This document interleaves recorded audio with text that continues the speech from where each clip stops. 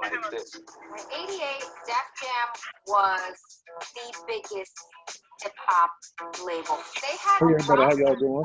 really credible hip hop artists, and it was hit after hit. It was Beastie Boys, it was Run DMC, it was Public Enemy. Showtime.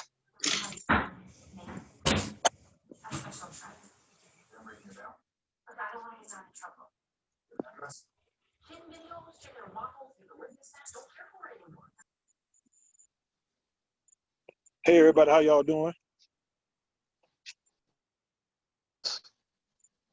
Hey everybody, how y'all doing? Blessings. Can you hear me? Yeah, I can hear you. Okay. Hey, how are you? I'm all right. Why y'all on the thing so early, man? Y'all can't be on there before the host.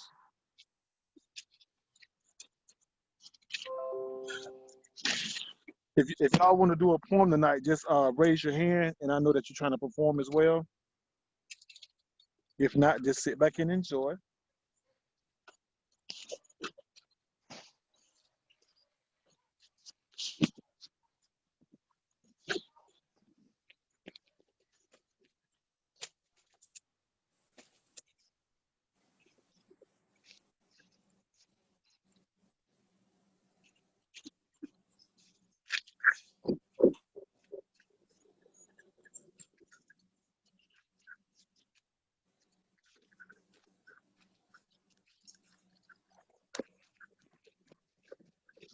Starting by three.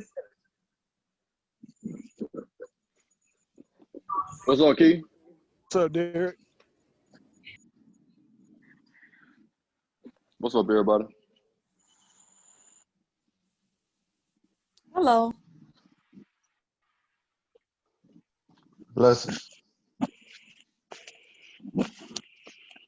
Derek, you gonna get this thing started? Did die. Huh? Oh, yeah, we good. Yeah, we can pop it off. But I'll kick it off, and you come behind me till we get some more poets on. What? Can everyone state what state they're in or what city they're in? Atlanta, Georgia. Virginia, Oakland, Hampton California. Road. I'm sorry, man. Oakland, California. No problem. You the one just told me, right? Yes, sir. All right. Hampton Roads, Virginia. You must be Javante friend. I am not. I know Devontae, but You're not his friend? You didn't claim him? Oh my God. I don't know who he is. Oh, for real?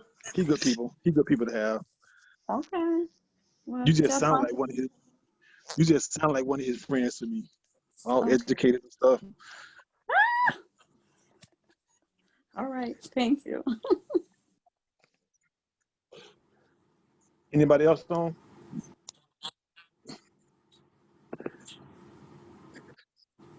Hey, before we start, I want everybody to invite 5 friends. All right. And we're gonna get this thing started. So everybody invite 5 friends.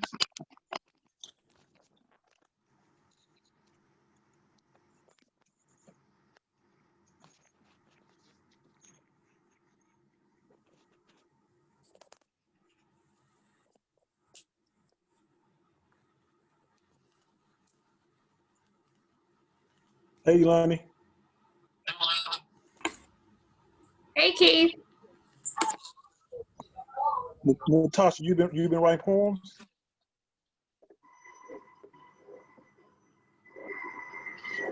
Okay. Negative. Oh, for real? You said it all happened? Like, I never did right. that's wrong. It might be wrong, but it's my right. That ain't right then. I think that's wrong. You've been around way too long not to be inspired now. Way too long, because I enjoy y'all. Y'all are so talented. I just like to enjoy it. Oh. Well, let me tell you, everybody that's talented with poetry, they had a time where they couldn't even read and write. That's true, but I'm a very good listener. They had a time in their life they couldn't even talk.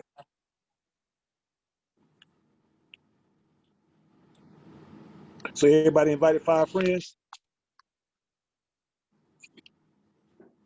Of course. All right, we finna go ahead and start. Y'all ready? Let me do one more. Let me start with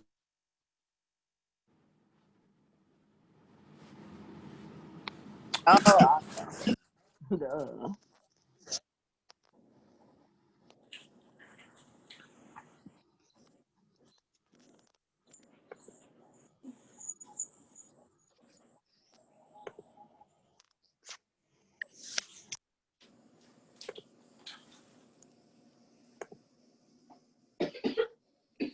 Hey, does anyone know how to make this where we can like put it on Facebook, stream it on Facebook?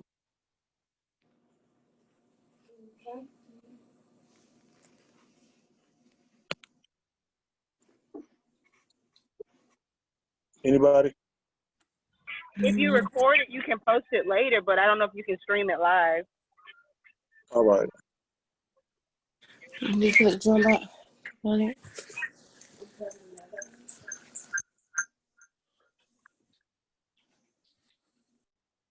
We're finna get started. When we say back talk, we want the crowd to say talk back. Back talk. Talk back. Back talk. Talk back. I just hear one person saying it. When I say back talk, we want everybody to say talk back. Back talk. Talk Talk back. back. There we go. Sound like Nefertari's. All right, here we go. I gets 1. I gets 2. Because I am get told. It's a poetic drive-by, and if you don't want to die, you best get low. Because even ketchup gets caught. Because it moves a bit slow. I try to get enriched, but you still treat me as if I was a bitch po.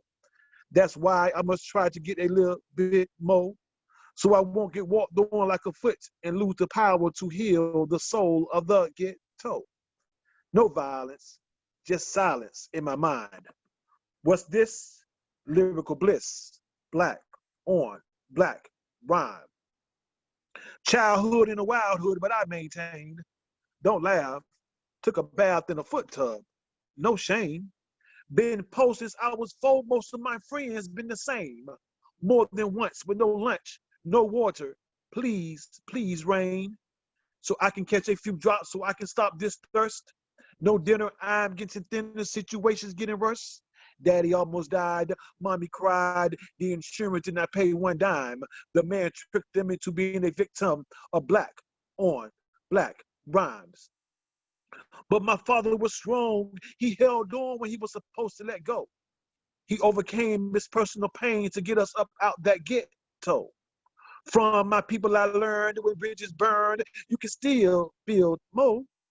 You can have a good income and then some, and still feel poor. But poverty is like a novelty that has become my friend. To be rich is great, but the more you make, the more you tend to spend.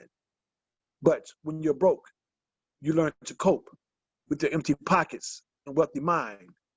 But as soon as you get rich, you tend to forget when you were a victim of black on black rhymes. Back talk. Talk back. Man. Talk Talk back. back. Talk back. Talk Talk back. back. I had to do the slow version because I got this regular iPhone, so I want to make sure everybody heard all the syllables and stuff. And I'm country too, so I try to enunciate. But next on the mic we got Miss Jessica Dawson. Y'all show some love, Jessica, all the way from California. Turn up. Turn up.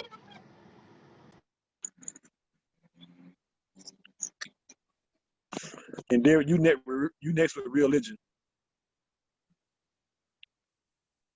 Heard.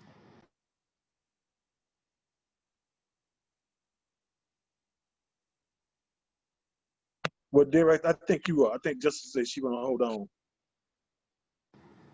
So Derek, you up. Okay. What's up, good people? My name is Derek Standerfer, aka Ayana's daddy, aka Derek Ginger's papa. If you would like to know more about what I do and who I do it for, you can go to Life is Like a Rubik's Cube on all platforms. This Life is Like a Rubik's Cube, or Lilark for short. She Hey, asked me, what is black on black? Derek. Yeah. Hey, before you start, everybody in the audience, Poet, before you start, put your Cash App in the chat in case they want to donate to you. So Derek, before you start, put your Cash App in the chat. And after you finish, put all the stuff that you got going on, shows, books, CDs, all that. So they know how to support. They might want to share it. You might do a point and touch them, and they want to get it. All right. So go ahead and put your Cash App in the chat, and then start your poem. All right. Got the Cash App, got the solo link. It's going to Tasha Simmons private. Let me everybody. All right. Appreciate that, Keith. Appreciate that, Pub.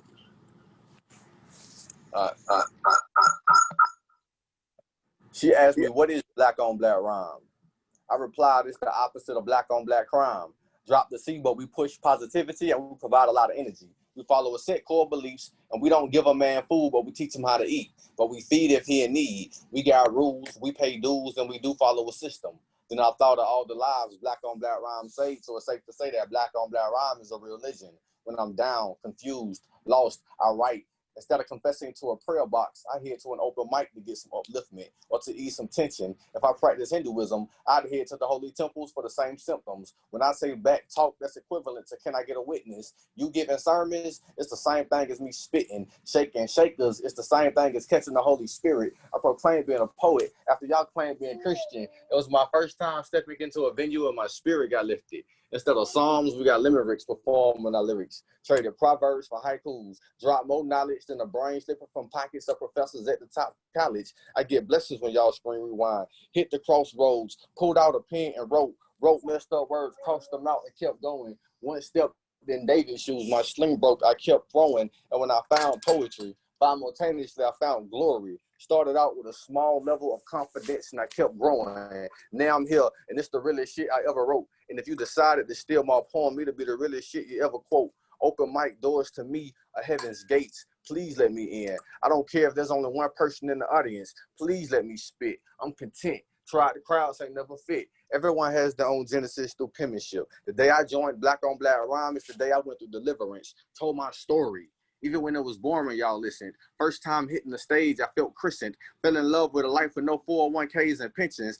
If you're a poet, you know the true meaning of riding around and getting it. Notebooks and matching pens on every Christmas wish list. I live in the present, so I know that I'm gifted. Brainstorming has become one of my sixth senses. I pay to come to open mics and y'all pay attention. Black on black crime does the killings. Black on black rhyme does the resurrections. And to those who fill the seats, thank y'all for receiving the message. Thank you for allowing me to be in your presence. So in return, I bring gifts, stories of my real life, not fables. Tap your arms, I'm dope like Kane, and to rock a stage, I'm able. These are the reasons I do what I do. I respect all you, Jews, Muslims, and Christians, but black on black rhyme is my real religion. Rewind the whole damn poem. Yes, yes. I'm snapping on that. All right. Yeah, so and Derek, tell them about your event you have going on every Sunday. So every Sunday we do a show where we interview someone who has learned how to solve the twists and turns of life. It's called Solve It Sundays. So every Sunday we interview somebody who we want our young people to model after. This Sunday we have attorney Kaisha Penn. She's a graduate of Howard University. She was a part of the 1619 Project. We'll be interviewing her this Sunday at 6 o'clock on Facebook Live. Okay. And how can they find Facebook Live? Where? How can they find it? So I just posted my solo link. My solo link has all of my other links. It has my Facebook page, Instagram, where you can purchase the book. If you want to purchase the book, Life is Like a Rubik's Cube. We host personal development workshops for students, I just did a workshop for Coca-Cola for their college undergraduate students for Coca-Cola. It's an amazing workshop. We take a Rubik's Cube and we show people how to solve the twists and turns of life using a Rubik's Cube. If you're interested, I posted my solo link. You can find out more about what we do. Also, you have, if anyone have kids, Derek has, well, tell them about that too. So if you have kids, the Life is Like a Rubik's Cube workshops are appropriate for kids. I think it's great for kids. But we're also teaching chess classes on Tuesdays and Thursdays. It's called Say It With Your Chess. And I'll be doing virtual chess classes for young people on Tuesdays and Thursdays. You can get in contact with me in my solo link. I posted that in the chat room. I'm going to post it again too, just in case. All right. Y'all show Derek some love. I said y'all show Derek some love. All right, very good. All right. Good So job. Jessica, you ready to do your thing? Don't worry, we're gonna call third. Third, you ready?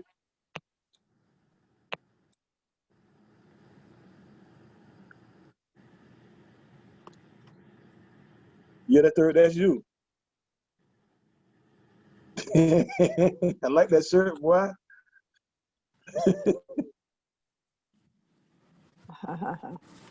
All right, here we go. I'm cooking, Key. I see that. Like you getting down too. Can you sit? Can we taste it virtually? I just want to sit, you know, and listen, observe.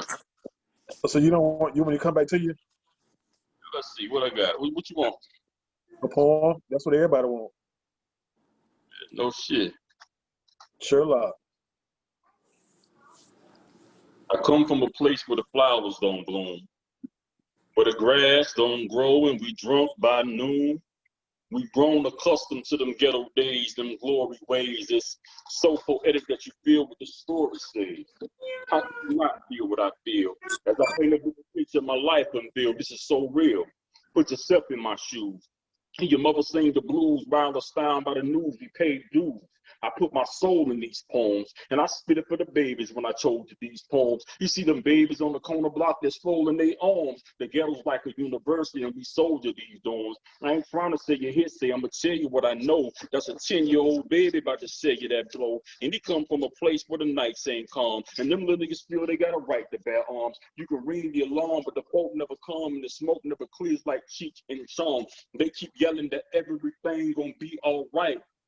How the hell that lie you tell? We need some equal rights. We live below the poverty line, sitting back writing robbery rhymes, yelling, Mama, I want to be a gangster, but them thoughts ain't hardly mine. And them people in high places told that things is going to change. This is not the color purple, but it's going to rain on your brain. So I invest my time like I'm getting a tax return, because they ain't teaching shit up in them classes where we learn. And I'm sick of hearing the lies of a man that speak with a forked tongue, being taught from a book that leaves us mentally sprung as we sell our soul just to hold on to some ice that's not cold, but it's stole. Some may say stolen, but Glocks we still holding. So how I pronounce the word, I mean the goddamn thing, and we still losing. What we need to do is an operation, get the hell up out of Iraq. A nation with no backbone, too afraid to fight back. While the masses of the people are just had to be eaten. But why am I just happy to be eaten? The devil and his family feast and offer the flesh of my people in the weight of our burdens. We cry loud from the ghettos because we're obviously hurting. Why do we love the devil? Because the devil gives us nothing. I guess all the revolutionary freedom fighters were just bluffing because we ain't doing shit of what they said we do.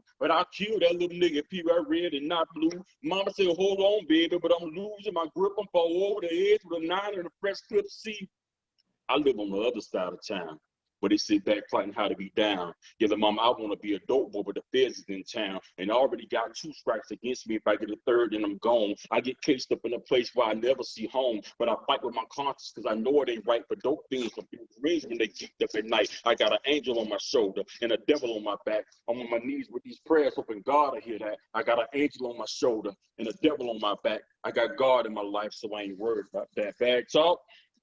Talk back. Talk back. Oh, babe. Uh, back. now third on humble and shit, but third Oh, is actually the back. founder. He's the founder of Black on Black Rhyme Carolina. Yeah, that's our latest chapter. Tell them out.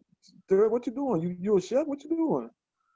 Oh, you been looking for recipes online. You a chef? Yeah. But that's a sharp knife right there. You You want to hold it? Nah, I'd be cutting up. I'd be cutting up. Literally. No, yeah. I got a vegan joint here called Vegan International with King Kuru. It's at 1840 Hampton Street. If y'all ever in Columbia, we there 6 days a week. From starting to do breakfast from 6:30 a.m. and close at 11 p.m. midnight. You know, in between we're doing lunch and dinner. So all things vegan, non-dairy, gluten-free, and we got a large list of soy-based items as well. Sir, can you put that flyer in the chat so if we got friends in Carolina, we can tell them where to go? Yeah, I can do that. Yeah. He also third also got CDs and a book. You can put in the chat as well. He just released a new book this year dedicated to all the women, and they better have. That's us, man. Yeah. That's us. Yeah. So next on the mic, we have a new person. I'm not sure how to pronounce her name right. Answer the star of her video. Is that Takara Booker?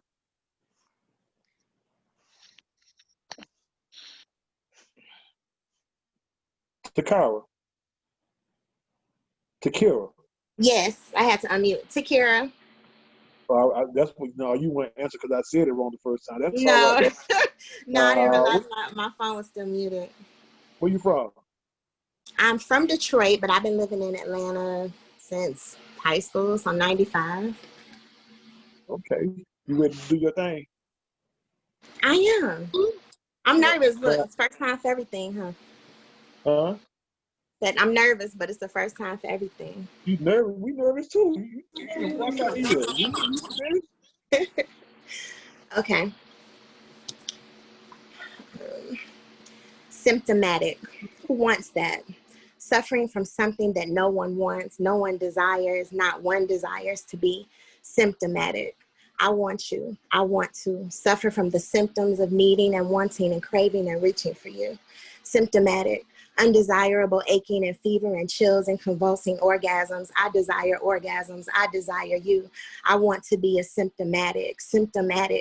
Maybe I'm more like a symptom addict. Maybe you give me my pulse beating in between my thighs, thick like issues and thieves and lies, like it's throbbing and yearning and craving and needing you. You're robbing me from being sober. I'm symptom addicted, called by your chocolate and strong damn arm, telling me not to run but to wait, pillow in my face and hands on my waist. I'm your symptomatic, desiring your touch and your feel. Like orange pills, I'm citrus and sweet, pineapples. Expose me and my symptoms, spill all over me, dimple dive and enjoy, allow me to suffer from you. Love, your symptom addict. All right. The girl said her thighs thick like issues. What y'all know about that? I thought she was going to say tissues at first, and she better not say tissues. She better not say tissue. No. So how long you been writing? Huh? How long you been writing? Since I was a teenager. The last time you was 19? That means you just started. We don't know 40. how old you are. They give us no time. 40. Right? I'm 40. Right. I just turned 40 on Monday. And I'm finna say you look 39 and a half. Look at me. I'm good. Good. No, I wasn't finna say that. You look younger than that. Thank you. So yeah, before we go on, I want everybody to invite 5 more people. All right, 5 more people. You got to build this up for our future. All right. Anybody want to perform that hasn't performed yet? Just hit me in the chat. Let me know you want to go. Jessica, you ready?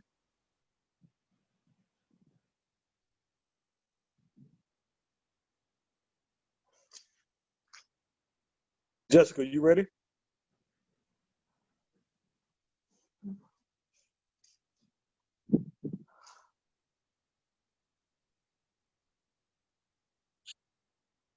Hey, y'all, we do this every Friday. So spread the word.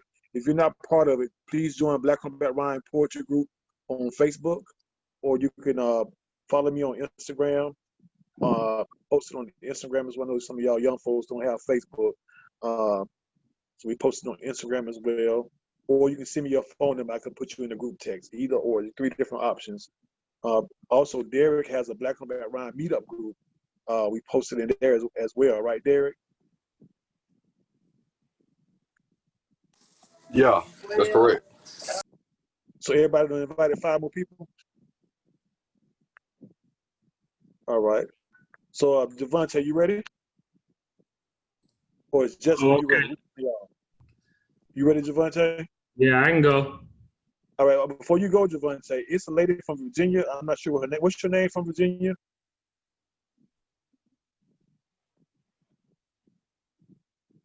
The lady that's from Virginia. What's your name? Kim. Kim. Kim introduced herself earlier, Javante, and I mistakenly thought she was one of your friends. And she was like, "Why?" I said, "Because you sound all educated and stuff and braggadocious." And then I said, "You would fit right in with Javante clique." Shut up. Nope. I don't, Javante, what is that supposed to mean? He making fun of me, not you, Kim. Don't worry. It's a compliment, Kim. It's a compliment. Well, thank you. I told you. I said he was good people. Did I not tell you that? Yes, he did say that. Yes, he did. So don't. It might have sounded funny, but I was you just sound like one of his cool ass friends. You did. So, but now y'all know each other. All right. All right, got it. So Hey, Javante. Javante, if you ever in Virginia or whatever, you need an Airbnb. She ain't gonna charge you, dog. At all. I got I just hook you up. Cool. All right. So before Javante starts, Javante was actually the founder of Black on Black Rhyme Rochester. Well, The Rock, my bad. But he had to move down south because some family members had health issues. They couldn't deal with the cold. So, but that was our first out of state. Well, no, Atlanta was. No. Nah, what? That was before them. All right, that was our first out of state Black on Black Rhyme. Yeah. We went all the way up north with it. So y'all showing some love, Javante. What'd you say? They showing you love. All right. Ali going yet? No, he going at 9:30. Oh, okay, cool. That's what I'm here for, not me. We know. You already told me. I'm gonna do this one. This is apropos for the times. I need a 6-pack of brew and a gospel choir. A 5th of bumpy face, my Bible, and a church fan or flyer. My grandma's and my godmother's prayers. My granddaddy's strong gaze and stare. My mama and my daddy for direction. My big brother, cousins, and uncles for protection. Because I have a desire that's as strong as Trey when Ricky got put down by that gunfire. But I'm doughboy in this thing. I'm already knowing it's a shame. They don't know, show, or care what's going on, but the real pain is believing we could see change that wasn't demanded for ourselves. I need my sisters rooting me on and telling me I got it, because what I got right now is for anyone who thinks about it. This is not a new topic. This is just a hot rocket. It reminds us that if we ain't making them, they won't stop it. The pathology of oppressing can be depressing if your people sit in the bowels of the court docket. It's your people that ain't safe because of neighborhood watching. I need a 5th of yak and a Hammond B3 shed session in E flat, a school of business, a pistol in a neighborhood, all black, a culture worth preserving, a God that looks like me worth serving. So when I help my people, it's considered ministry and worshiping. My woman believes we're deserving. So I'm on the front line till it's time to close the curtains. Trayvon ain't wrong. Jacob Blake ain't wrong. He's a person, flesh and blood, in danger because of his resemblance to the Lord above. Don't forget they came for Jesus because he hung around the thugs, the ones that look just like us. He died unarmed. Medgar died unarmed. Emmett Till died unarmed. Malcolm died unarmed. Martin died unarmed. Fred Hampton died unarmed. Malice Green died unarmed. James Byrd died unarmed. Amadou Diallo died unarmed. Oscar Grant died unarmed. Sean Bell died unarmed. Jordan Davis died unarmed. Darius Simmons died unarmed. Kamani Gray died unarmed. Kendrick Madej died unarmed. Timothy Russell died unarmed. Irvin Jefferson died unarmed. Patrick Dorsman died unarmed. Asemuni Zongo died unarmed. Timothy Stansberry died unarmed. Orlando Barlow died unarmed. Victor Steen died unarmed. Aaron Campbell died unarmed. Stephen Eugene Washington died unarmed. Alonzo Ashley died unarmed. Wendell Allen died unarmed. Ronald Madison died unarmed. James Brissett died unarmed. Tavares McGill died unarmed. Ramali Grand died unarmed. Ahmaud Arbery died unarmed. I wish this list was full of less truth and more lies, but it's not. So I need a six-pack of something that wasn't made by the ones who look to take our lives. A fifth that we can't educate ourselves better than these miseducations they standardize. A song of freedom and redemption like Bob Marley crystallized. How long will they kill us and we stand around and look?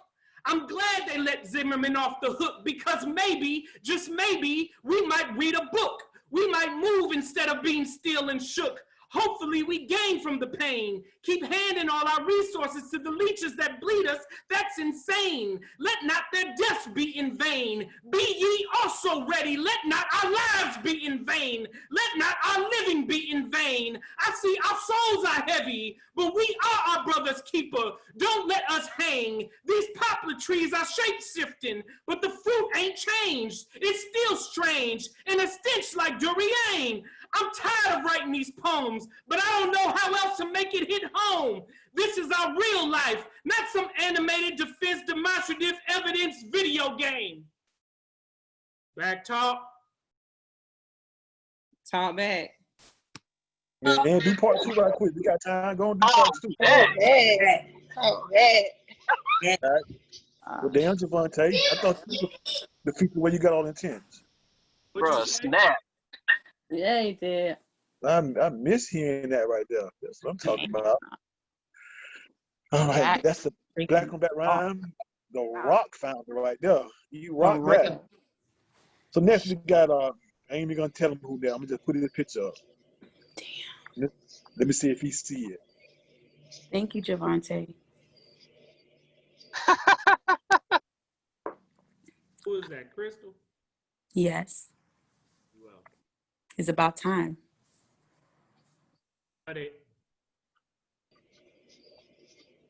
Nick, we waiting on you.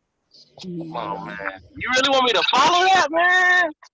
Yeah, just like Twitter, follow it. I ain't, man. I'm gonna change up the vibe. I'm just trying to think of a poem I got off the top of my head. I ain't spit in a little minute. All right. Nick, before you start, put your cash app in the chat, and everybody invite 3 people right quick. Nick, gonna put your cash app in chat. Damn, keyboard, we need a break after that. He's driving. Yeah, I'm driving. I can drive. Somebody put $sign Nick Austin Poetry. That's my cash app. $sign Nick Austin Poetry. I'm about to park in a little bit. A smoke break. How far are you from your destination, Nick? I need a break. How far are you from your destination? I'm right around the block, about 1 minute. Oh, so you just got in the car like you was busy and shit. Okay, y'all boy so dramatic, boy. I'm coming back from the store, you know. Just had to. Oh, okay. Running errands. Yeah, man. Crystal, what's your iPhone? Yes. Are you stationary right now? No, I'm not. All right, well, go ahead, Nick. I was gonna let her skip you. Don't worry about it. But yeah, I can spit. I'll just put my cash up in after. All right. All right. Name of this poem. I don't remember what the name of this poem is, but it's got a name. I wish I knew how to quit you. I wish I could just forget you and get to a point where I no longer need you, but I'm not there yet. See, you only hit me up when you want something. That's something usually being me, randomly texting me just to be sexing me. You're not that complex, you see. I know I can never call you girlfriend because although you are a girl, we are not friends. Friends don't have to worry about being lied to. Friends are someone that you can confide to. When you need them the most, true friends are right beside you. And the only time we're ever close is when I'm inside you. And orgasm has a way of making people say crazy things like, I love you, or I never hurt you, even though we both know that it's far from true, and yet I still get upset when I'm far from you. How do you heal a wound that you refuse to let close? At the same time, how do you consider someone your whole world that only considers you an option? If you continue to make the same mistake, it's not only a mistake, it's a decision, a bad one. Many people suffer from addiction, and this is me admitting that I have one. I detox every time that I'm home, and every line of this poem represents another second chance that I've given you. It's as if the evil Kermit meme is my reality. Me to me says, don't do it, she almost destroyed you. But also me says, let her back in so she can finish the job. Abuse is more than just a fat lip and a black eye. You got my aorta out of order. Both ventricles need better ventilation. The swelling still hasn't gone down on my pulmonary artery. That's the one for my lungs. That's why it's been getting hard to breathe. It's getting hard to see through your fog of lies. And my back is beyond repair due to the countless times that I broke it for you. Every last one of my organs dislike you. I guess you could say I'm disorganized. I should be mortified from the sight of you. The only reason I don't call you garbage is because I don't want to disrespect garbage. You hurt me. Most days you treat me like a dog you're about to euthanize. I'm just another penis for you to utilize, a vibrator with a heartbeat. I'm just a dildo, just a vibrator with a heartbeat, a dildo with emotions. You can't just throw me in your sock drawer until you're ready to have my cock more. That's why I wish I knew how to quit you, but I don't. I know I should probably just let you go, but I also know that I won't. The next time you send me an "Are you up" text, I'll still open up my phone. The next time you want to make a dick appointment, I'll still open up my schedule. The next time you show up at my house unannounced, I'll still open up my door. And when you leave, yet again, my wounds will still be open. My heart will still be broken, and I will still be hoping that this time was the last time. Even though I already know I said the same shit last time. Back talk. Talk back. Back. Talk back. Talk Talk back. back. Wow. Back, talk back. Hey, Nick, tell them about your book, about your graphic business. Oh yeah. So I do have a book available on Amazon. It is called Voices in My Bed. It is a book of erotic poetry. It was my first ever book, only book out there for now. And it's a good amount of good amount of poems, erotic poems. So I definitely highly recommend you check it out. It's on Amazon, like I said. You can follow me on Instagram at Nick Austin Poetry. And the link is in my bio as well on there. And then I also have a business called Secure the Bag. That's BAG, stands for Bars and Graphics. Because I do the bar side, as you see, I do poetry, I do workshops, I do hosting, anything involving a mic and words, writing, I do that. And I also do graphics, bars and graphics. So I can do flyers, I can do business cards, I can do logos, I can do album covers, all that stuff. Yeah, so if you need to hit me up at Nick Austin Poetry. That's also my Cash App, $ Nick Austin Poetry. You know, if you want to show me love, donations, always welcome. Support your black business. But hit me up on Instagram. That's gonna be the best way to get to me. And you know, I can help you with all your graphic needs. All right. Appreciate y'all. I love y'all. What's up? And Nick, you also have a workshop tomorrow, right? Yes, tomorrow night. And I got the flyer on my Instagram. Once again at Nick Austin Poetry. I'm doing a writing workshop tomorrow night at 7 o'clock over Zoom. Just hit me up for the link. I'm gonna probably create the link when I get up tomorrow and set it up, and then yeah, just hit my line and I'll go ahead and send you the link. And it's, you know, not charging you, but donations are welcome. And you know, I just felt like, you know, I need to get, you know, it's for me too. I need to do a workshop too. I need to do some writing. So just anybody just needs them creative juices flowing, needs some help with anything, gonna have a big group workshop. It's gonna be dope. All right. And y'all, next up we have y'all show Nick some love. Woo. Woo. They all downstairs, the boy down there to my woo, Nick, they got you downstairs. So I'm finna surprise this next person. I'm finna put them up. So they see their video, they know to start talking. Let me find them right quick.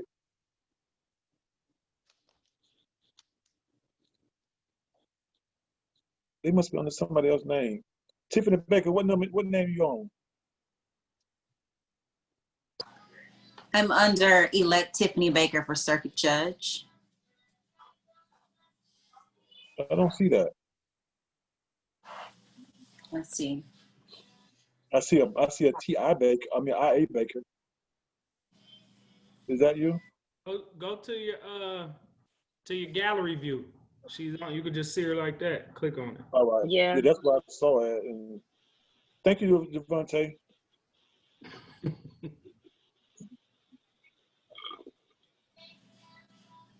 Tiffany, that's you ducking down? Oh, that's Sorry. you. There you go. Yes, So thank it's, you. are you on an iPhone? Yes, I'm on an iPhone. I see you now. All right. So before she starts, I just want to say that make sure I got it up. Before she starts, I want to say that I'm her campaign manager, so we want y'all support. And before I stop, I want to say I have one of those shirts. And before I get another one of those shirts, Javante, is this shirt you were talking about you wanted? Yes, I was just about to say that. I was waiting because I'm like, what I need to donate to get that shirt? 2X, thank you. I like the color. That's the shirt I want. Thank you. Thank you. It's So Tiffany Blue. Tell them who you are. Yes, I'm Tiffany Baker, and I'm running for circuit judge.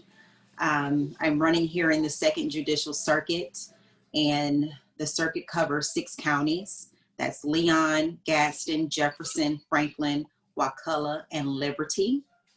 And I'm running so that each and every member of our community can be confident in the justice system. And I intend to do that by making sure that we have implicit bias training pushed for to be mandatory on an annual basis. And that's to ensure that a judge's personal bias does not interfere with another person's justice. I will also be a judge who is mindful of criminal justice reform. It's a bipartisan issue that is sweeping our country, and it focuses on rehabilitation alongside incarceration.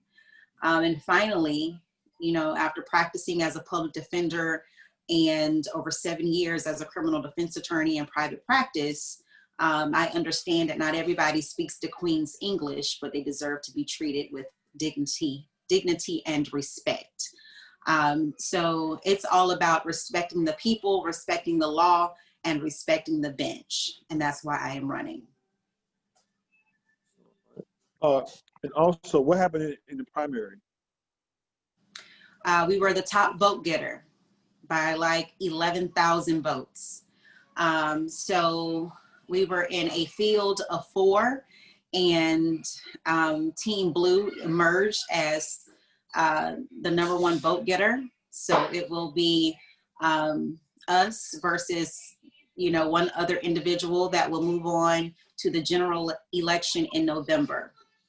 And so winner takes all at that point. And so, so we got the most votes, but in the primary, to win the primary without having to go to the general, you have to get 50% plus 1. We had the highest at 37%, but since it's not 50%, it has to be a runoff. And y'all, we do need funds. We're out of funds, so I don't care if it's $1 you can donate to the campaign. Do that. Tiffany, could you please put the website in the chat? Sure. And we're trying to get as many friendly judges in office as possible. And this one covers 6 counties, so this is a big whop. All right. So if you can donate, even if you can't donate, if you have people that live in northern Florida, sharing the flyer will help. All right. Going on, and if you can volunteer. I mean, it ain't all about the money, but we do need more signs and other stuff. So, but if you can help. All right. And spread the word, y'all. Spread the word. Thank you, Tiffany. Thank Don't leave yet. You gotta stay to 10 o'clock to hear Ali. He's going at 9:30, but he's gonna do an hour set. I hope he listens. Oh, no problem. When I came in, I think his name is Javante, I'm not sure. But he was running down the list of unarmed Black men who have been killed by law enforcement. So that locked me in. So I'm here to stay. You know Nikki, because you sound like Nikki, Javante's new friend. Do I know Nikki? Yeah. You sound like, y'all sound like Javante's friend. All right, coming up next. Who we got coming up next? So we got Anyway, Max back coming up. talk. Talk back. Yes. So we have Max next, right? But when Max finish, I want everybody to invite 5 people, all right? Or you can do it while he's going, all right? But listen to Max. So Max, you ready? Drop the link to donate. Yeah, Tiffany, drop the link. Okay. I'm doing it good. now. I'm good. We ready? Yeah, we ready. Black Lives Matter. Watch white lives scatter. I ain't got no time for you right now. I don't stop my watch for you right now. You see Black Lives Matter as their skin and blood splatter. I ain't got time for you right now. I don't stop my watch for you right now. I got the Black Lives Matter. I've had the Black Lives Matter.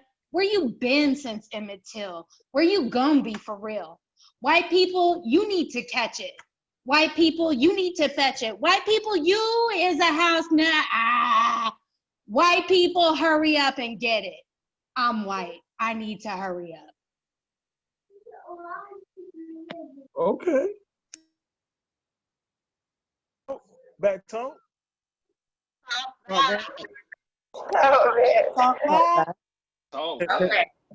And Max, where are you from?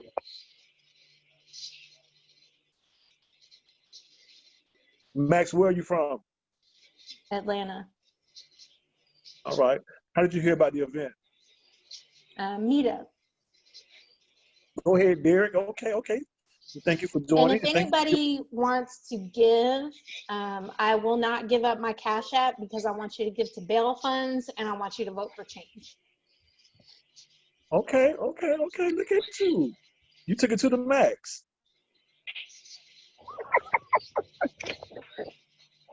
So is that Faraday that's on here? One of the iPhones?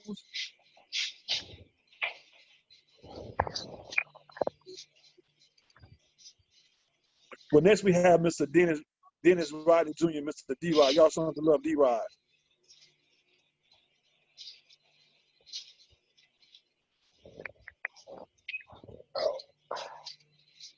I must have caught him in the bathroom. Devion, you ready?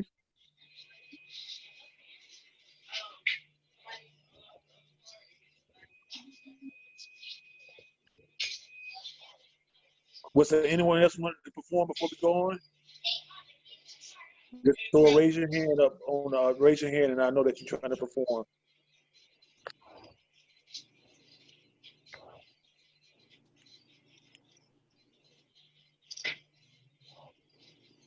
Okay, I guess I'll go. Where Crystal at?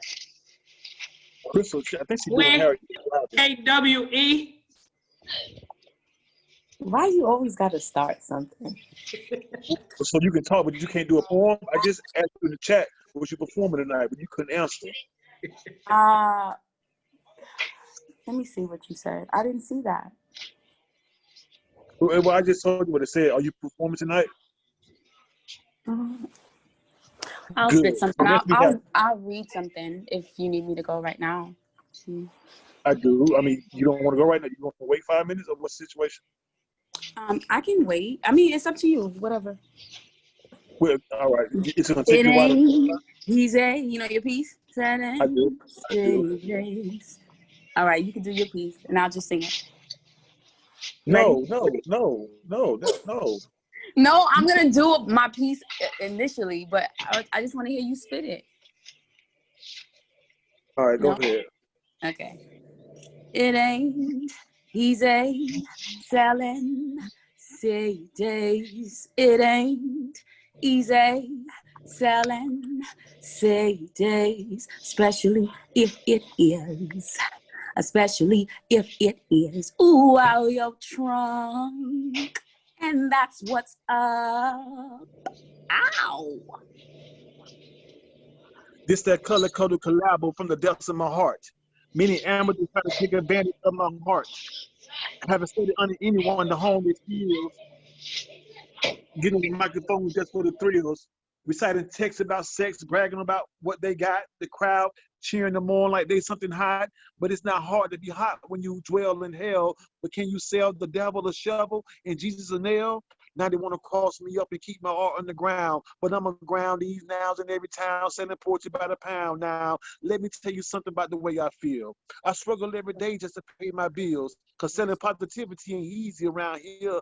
Negativity making million, it's hard to sound clear. So let me clear my throat as I spit these words. I got to hold them at gunpoint just to get me heard. Learning fast, burning gas up and down these roads, making chump change to do these shows. Now, if it was about the money, I would have been done quit. I'm about the people, so bit by bit, I make it happen while rapping in these shoes. I'm on this track dressed in black, on black, called Indie Blues. I'm on this track dressed in black, on black, called Indie Blues.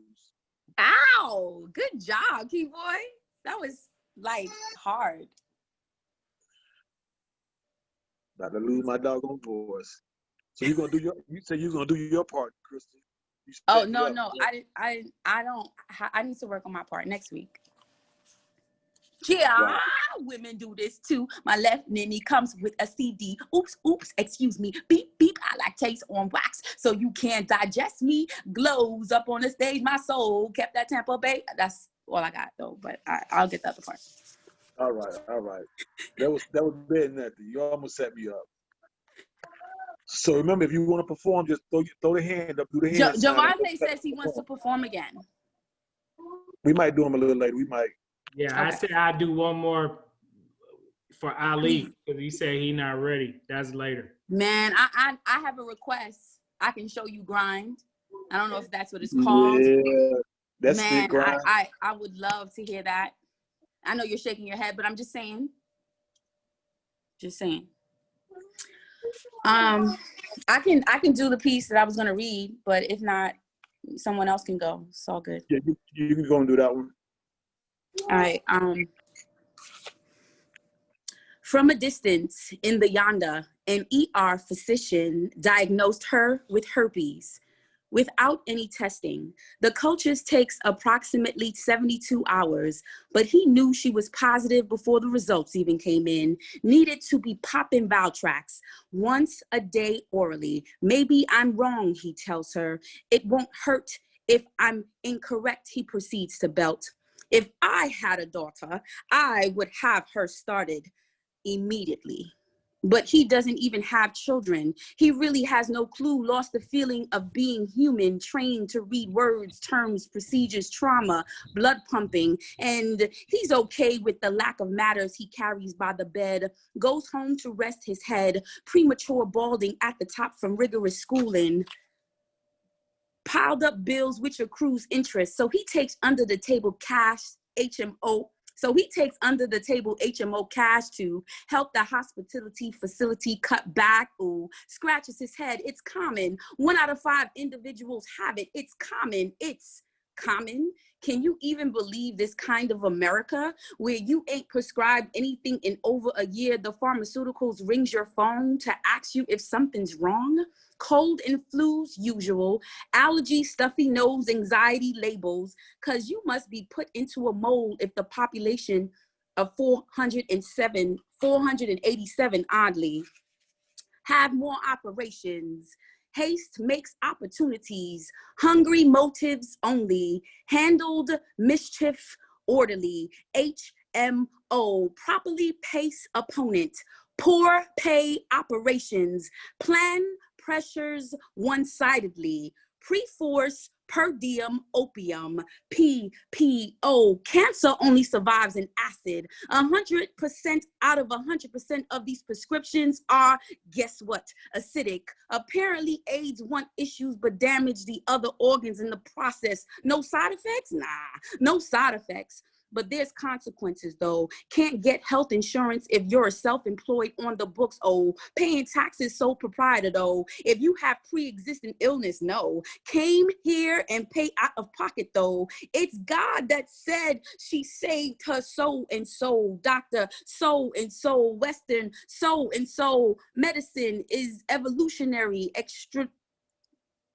Medicine is extra evolutionary to practice due to some research on those round swallowable cures. And if you truly can't come up with a clear understanding, don't be so quick to take it. Pop them. Ask the right questions. Become an expert on your illness. Because there's more practicing to make a profit rather than practicing to enable one to be self-sufficient and off, quote, unquote, medication. Back talk. Talk Talk back. back. Talk back. Talk back. Crystal, do you have product? Could you please put it in the chat, or you can mention it now and put your Cash App in the chat as well? And So what do I you? have an unreleased album that I don't know when I'm gonna release it. It's called Identity.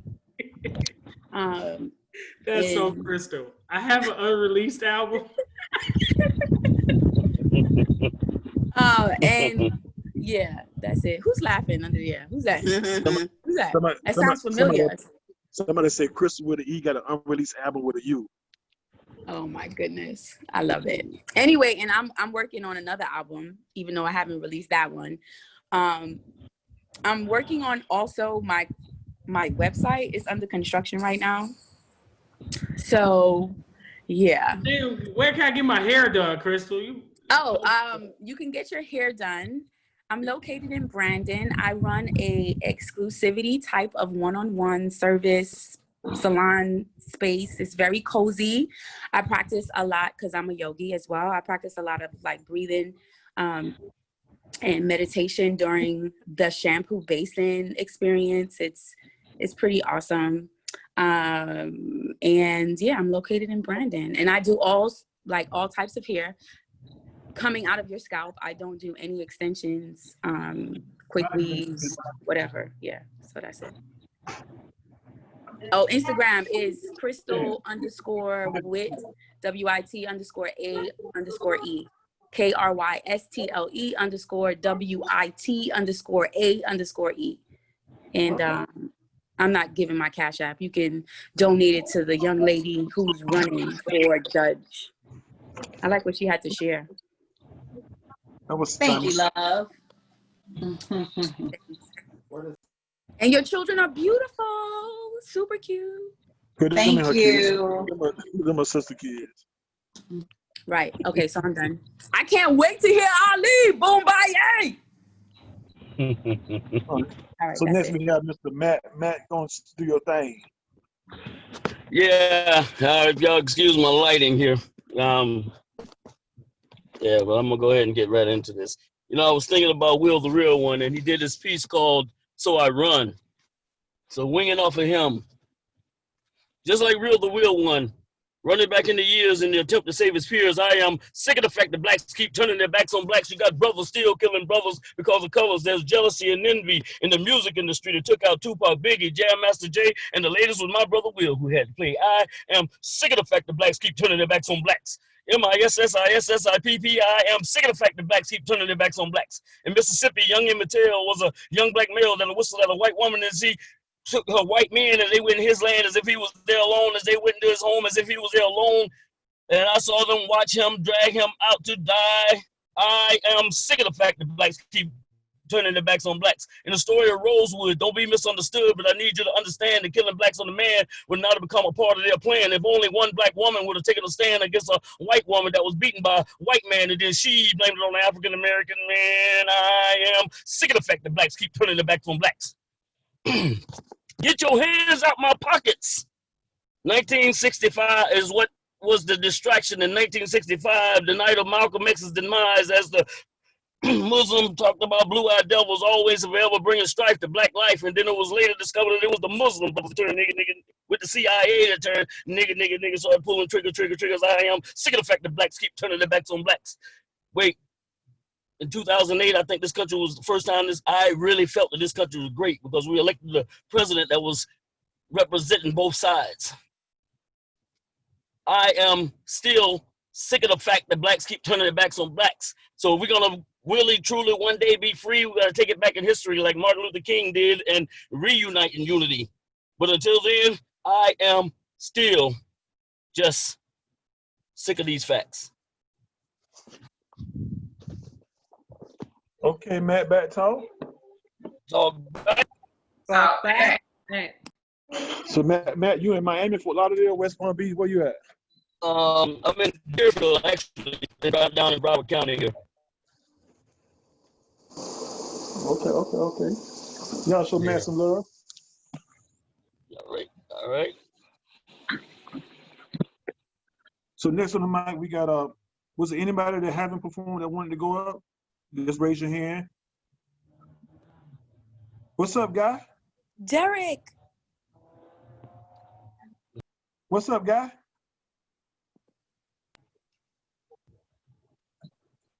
I'm not sure if he's hearing you. He hit me. He just don't want to say nothing. I ain't gonna call him out though. Next, we got the person in the spotlight. Y'all showing us love. The person in the spotlight one more again. Oh, Derek. let me find him. Let's go. Oh, there he is. Mr. Rubik's. Hey, Derek. What's up? Hey, before you go back up, I'm gonna get Kayla in because I think she got her hand up. You know, she got that whole kind of phone, so she might not even be long. You know, she got that bad reception. So The 2G network. They let her spit some bars while she got some bars. See that she going already. God dog it. Kayla. I'm still here. You haven't put the spotlight on me yet. I don't see you no more. Your hand was up. Well, I see it. I got you. So don't tell them who you are, what you finna do. Come on. Okay. I'm Soulflower. This is, well, following the flow of the last poet, I'm gonna do Remember Your Victory. I haven't done it in quite some time. Panting and running for dear life, she flew down the street to cling to her baby, 7 and 3, ripe for the slave auctions picking. She could tell by the stench of white flesh and alcohol that the red-lipped people had come to town, searching for African bodies. As she approached her home, day turned to night, and her heart pounded with fear. No sight of her babies or husband. Someone etched the word "run" into the earth near the garden, and before she had a chance to respond, a cold black barrel struck her head, while pale hands...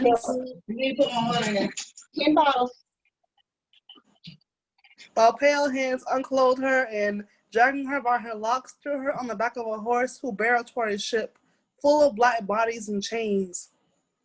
A soft, crushing song of sorrow enveloped her womb, crying out for freedom and yearning to hug her family one more time. Do you remember the time when over 30 million people were stolen, beaten, and kidnapped from their homes, told to disown their native language, culture, and religion, to bear the master's whip, birth his children, and build his empire, dripping a fountain of blood and bone on tattered attire, breaking tools to postpone the day's toiling, singing and dancing and praying to prevent their anger from boiling over into mass murders and savagery, despite the incessant battery and sexual abuse of Black girls and boys, innocently stolen and treated as toys to entertain the mistress and her children. If you listen carefully, you can still hear the screams of southern trees who witnessed the blood fall washed over plantations during public lynchings of Black people who grew tired of being tired and sought to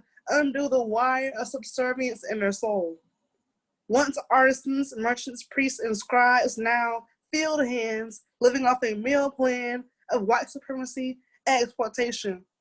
Generations of Africans forbidden from education still had the revelation that a just and righteous God will never enslave her sons and daughters, break up their families, and leave them waiting in the water, waiting for a savior that failed to see their pain. Thankfully, no amount of lashes could beat out the warrior African spirit from their veins as they turned the tables and fought back, plotted like Gabriel Prosser to attack their oppressors, and hurriedly Harriet Tubman through constellations that carried their map to freedom. No tall tale, I seek to undo the veil of ignorance around my ancestors' arrival to Babylon, a miraculous survival for over 400 years. How does a people taught to hate themselves rise above the ashes of bondage, break the cycle of trauma, stopping the drama of light versus dark, young versus old, field slave versus house slave, and Black man versus Black woman, perpetually penetrating the consciousness of Black babies with poisonous lies like Black inferiority. Never mind the silent majority of Black women who stole from the master's house to feed their family, creating herbal medicine to remedy illness and sustaining their connection to native gods and goddesses. Hidden in hymns, buried in baptisms, cloaked in Christianity, preserving the memory of their true home. This spiritual strength alone reveals another song of Solomon, shedding light on the truth that our ancestors were victorious. Please remember your victory. Back up. Talk back. Talk Talk back. back. Talk back. All Back. right. All right. Decatur, what you got going on in your life? Take your shirt off. What you got going on in your life? I'm still working on my book. I'm still working on it. I'm applying to, well, I'm actually getting into graduate school at UC Berkeley. Turn up. I already have a scholarship, so it's just getting everything in. Let's see, working online and playing my business. Where you from? Polk County, of course. That's right. Polk County. Hey. Polk County. She really from Polk County, y'all, for real. All right, when you see your picture in the spotlight, let me get up, all right? Let me get to this next person.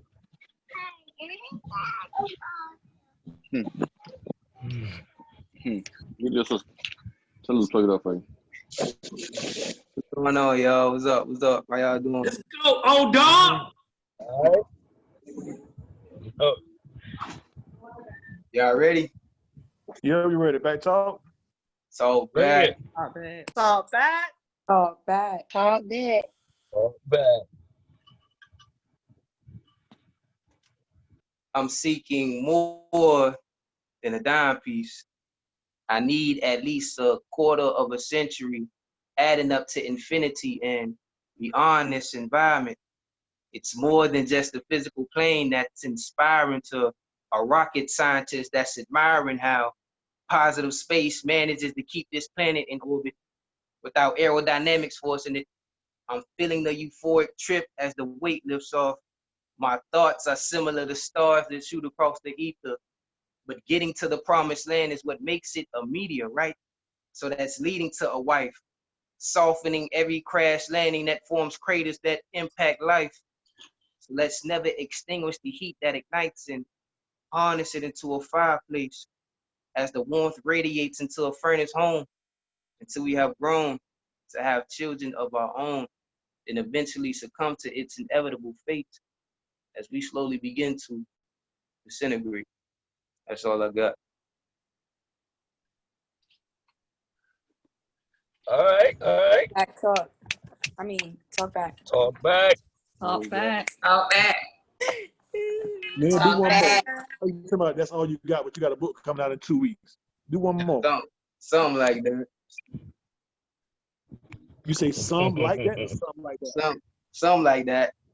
Some like that. Okay, okay. Go and rock one more. One more? Uh-huh. It's a blessing to be a blessing. As tables turn to learn the essence of lessons. Profound perception, but waiting on a touchdown of who's art in heaven to deliver the message. Am I addicted to the lines, trying to get a contact high for better reception? I guess my outlet must connect to a higher frequency so the spirit vibrates frequently to intercept it. I've been divinely selected, but it's still troubles of acceptance. So should I sever past my grave mistakes?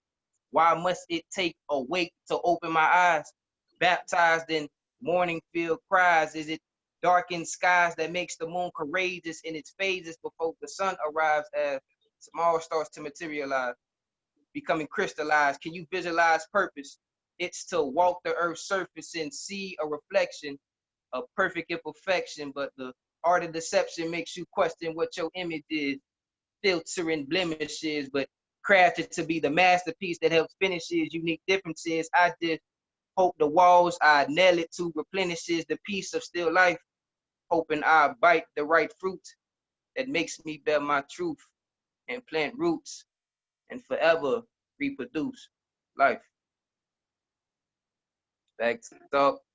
Talk back. Go ahead. Talk back. You know Talk what? back. I think I'm gonna follow. I'm gonna follow that up with this guy right here. Talk back. This guy right here. The voice. Y'all sons of love, brother John Wolf. Yeah. Beautiful, beautiful. Brother John, Brother John. Hang on. Beautiful, beautiful, beautiful, beautiful, beautiful, beautiful. All right. Look, check this out. I'm gonna read. Okay. Brother John. Right Brother John. Yeah. Brother What? John. Oh, hold up. You finna read a new piece? No. Which piece you finna read? The Genesis of the Poetry Planet. Anybody heard that one before? Besides, Is that anybody heard what that you did? You did that No. for Poetry Month, right? Yes. Okay. Yeah. You want to hear that one, Chris? Because I was going to put something in the chat. I said, I'm gonna see if you can pick two of the ones I want to hear. All right. Well, you go ahead. No, you can go and do what you want to do. I ain't gonna put that. I appreciate you, Keith. Thank you. I appreciate you. All right, here we go. All right, I'm sorry. I'm gonna read this, okay? All right. Don't be sorry about reading. The Word was created. The Word was created in the beginning. In the beginning, the Word created the heavens and the earth, and the poets took shape and form. And darkness was upon the face of the deep. And the Spirit of God moved over the face of the waters into juice in microphones, so listening, the spoken word would be deep, awakening the people from their sleep. And God said openly, turn up the mic and let there be light. And there was light. And darkness rolled back from the land every time the poetry was tight, with the word mostly being spoken at night. And God called the light day and the darkness night. That evening and morning were called the first day, that is, after the poets had their say. And God said, let there be a firmament in the midst of the waters, and let it divide the waters from the waters. Creation, these are my divine orders. Vapor above and water below. Heaven did a beautiful job, and it was made so. The construction of God's venue needed a whole lot more than a ceiling called heaven above the venue's floor, and more was to come. This was the second day after the poets had their say. And then God said, let the waters under heaven be gathered together in one place, and let the dry land appear. It was heard, and it was made so. Now the poets and the listeners will have places to go and stay dry and still marvel at my sky. And God called the dry land earth and the waters seas. Let the poets speak the word wherever they please. And God saw that it was good.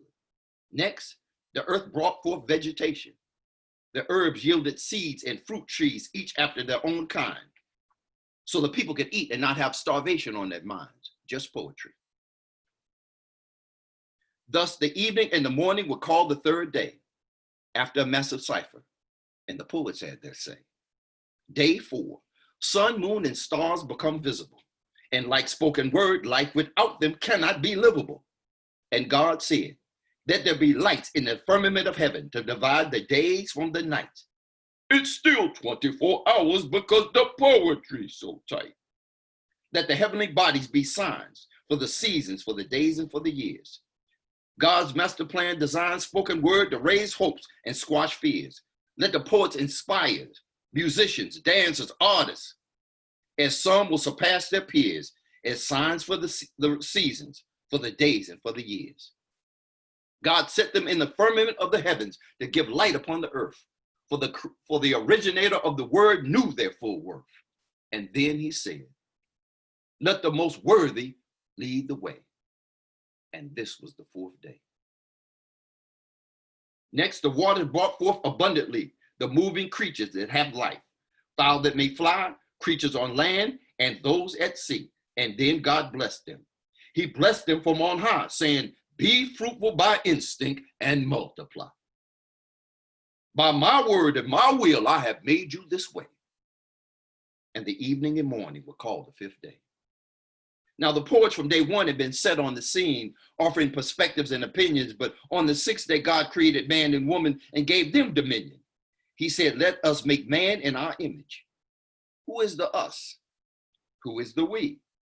If poets like people have ears, isn't it clear to see? Because of poets, a special gift in life God bestowed upon humans, the power to connect their ears to their hearts and minds, bestowing upon poets messages of every kind. Each poet, their own kind of message, delivered in a purposeful way. God called for a slam to be held morning through evening and called the event the 6th day. On the 7th day, God ended his work, which he hath made, and he rested, and he watches, as through life experiences all are tested, witnessing the power of his word manifested. The stage has been set, the venue is open, and it has been made so. And like it or not, this whole amazing planet is a poetry spot. As the worthies emerge, electricity will surge. Let the spoken ones up step to the mic. Roll back the darkness, illuminate the night. Always manifest stronger for the fight, and always keep the poetry tight. That's it. Back Hey, talk. back talk. Talk back. Talk I'm back. back. That's what's up. That was dopeness at its finest. Yes, it Thank you. was. Thank you. From Brother John. Yeah, so before, Brother John, could you please put your Cash App in the chat? And also, could you tell about any books or CDs you may have for sale, available for purchase? And while he's doing that, could everybody invite 5 people?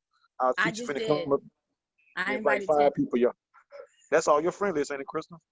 Yeah, you right, actually. No, you write poetry and song. You know I'm sensitive. Don't say shit like that to me. It's what a $ John Warford, but I put it in there. I've got double CD. This is a single CD, first CD, Testimony of the Ancient Newcomer, and a double CD, Spiritual Self-Portrait, right? Facebook, hit me up on Facebook, and we'll work everything out. I'll mail it to you however you want to get it. Also, Khalil Sadiq put some of my stuff on SoundCloud, mainly from the second project. Just look for The Ancient Newcomer on SoundCloud. And if y'all like it, I'll put up some more stuff. Yeah? Keyboy. Yes, ma'am. So I have a request. CDs are like not really, it's all about MP3s and That's right. Spotify and iPhones, and not iPhones, but whatever it's called. Anyway, can we have like a workshop on like how to ... We can. Text me that in a text message to my phone. And we'll Okay. make that thing happen without rapping.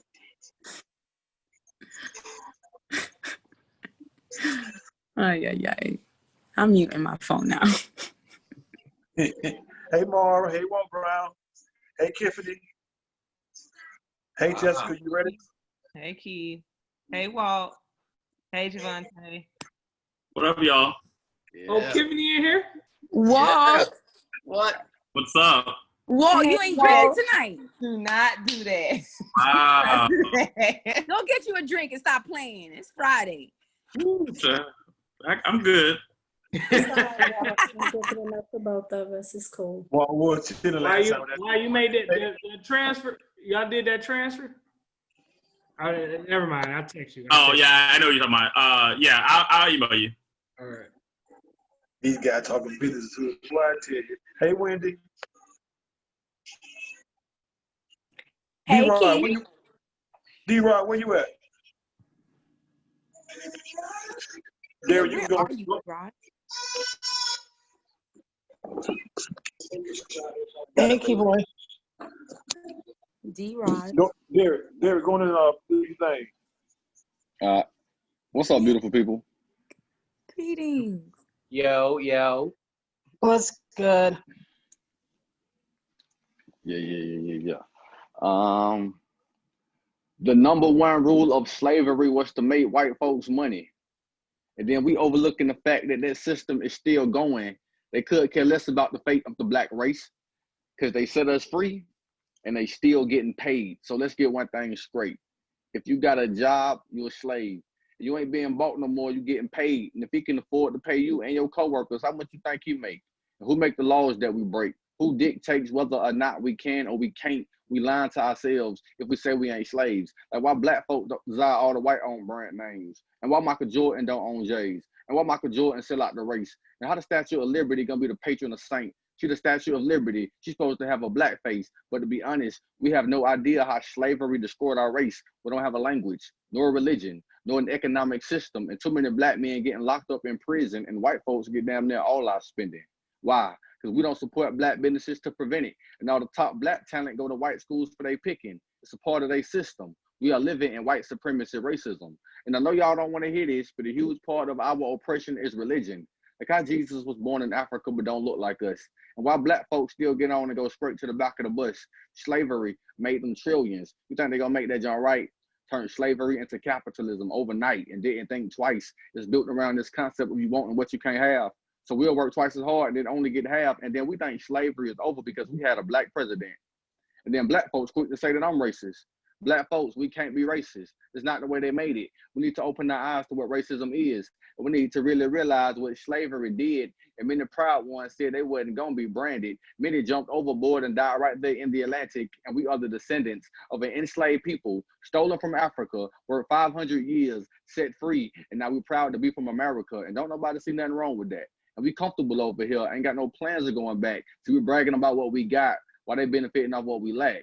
Like unity, or functional black community, or how poor immigrants set up shop in our neighborhoods to make money off us usually. Don't believe me? Who own the liquor stores or the gas stations that we fill up on, or who providing us all with these name brand clothes?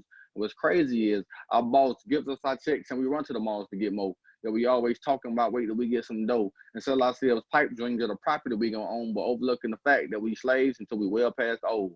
Ain't no slave codes. We no longer being bought or sold. They took the chains off our bodies, but on our minds got a stronghold with no plans of letting go. And what's crazy is a lot of us don't believe, but it's cool though, because I got some Dr. Francis Chris Wilson get me, and I'm gonna keep fighting for my people until my people are free. Talk back. Talk back. Talk I love good. that piece, Derek. I Talk miss back. Me too. Talk back. Yeah. it. I miss you That guys. is dope. So when I your face hate pop, this new thing, but I appreciate it. We can't hear you, kid boy. No, you sound like you're underwater. Yeah, in the ocean. Is it just I me? can't hear nothing. Okay. All right, so it's not just me. Javante confirmed. He cannot hear either.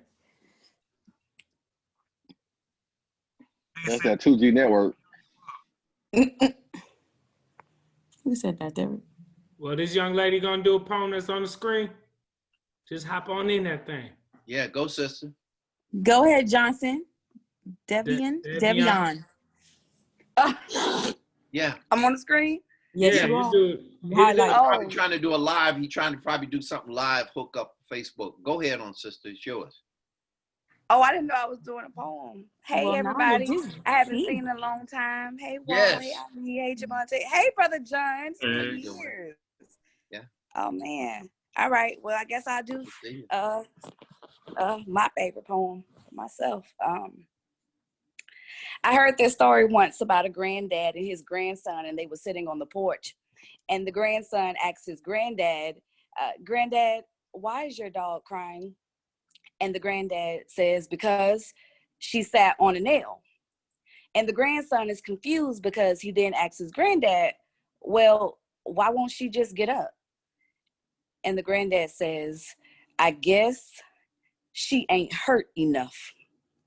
Now, call me strange, but I can feel this wanting to be close to man's best friend, my man, my best friend, and he has no clue of the pain that I go through in just trying to be close to you. When getting off this nail can mean the difference between heaven and hell, and y'all's future you envisioned would fail. When getting off this nail would definitely put you out of his vicinity, knowing that the cried tears and blood shed will eventually heal, but you won't get a chance of life's thrills with him. Our long walks are long gone. No more waiting up for you to get home. Hell, throw a dog a bone, but I can't seem to get up off this nail.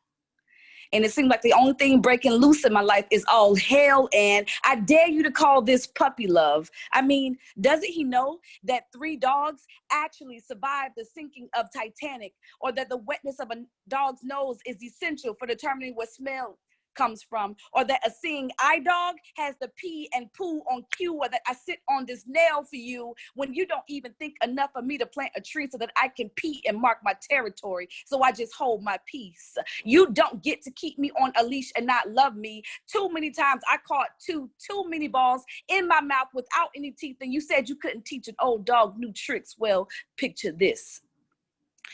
And they say all dogs go to heaven, then I was destined for upward bound, but still you treat me like a scoundrel, a hound, begging you for love, when oftentimes I lie on my back and spread my legs in anticipation for you to play with me, giving you my most precious gift, loyalty.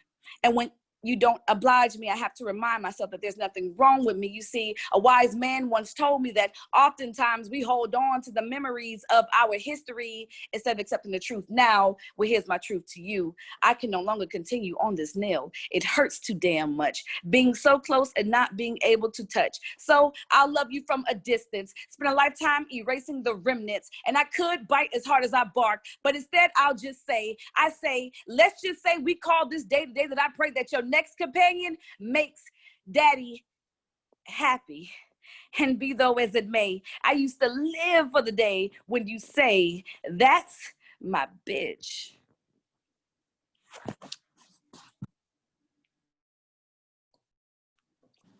Thank y'all. Wow. Back talk. Back talk. Back talk. Back. Nice. So back. Ali, I can't wait to Hey. see you. I haven't seen y'all in a while. Javante, hi. How y'all doing, man? Hey. Good to see you. Does nobody remember you, man? I thought y'all hated her. Don't listen to him. Hey, to make the world greater. Hey, y'all, I see y'all. Is that Bo? Captain Milton Lewis? That is Bo. Bo, what's up, man? Unmute your mic. I ain't seen Bo in, 18 years? What's going on, King? Man, what's up, Polk County, man? How you doing?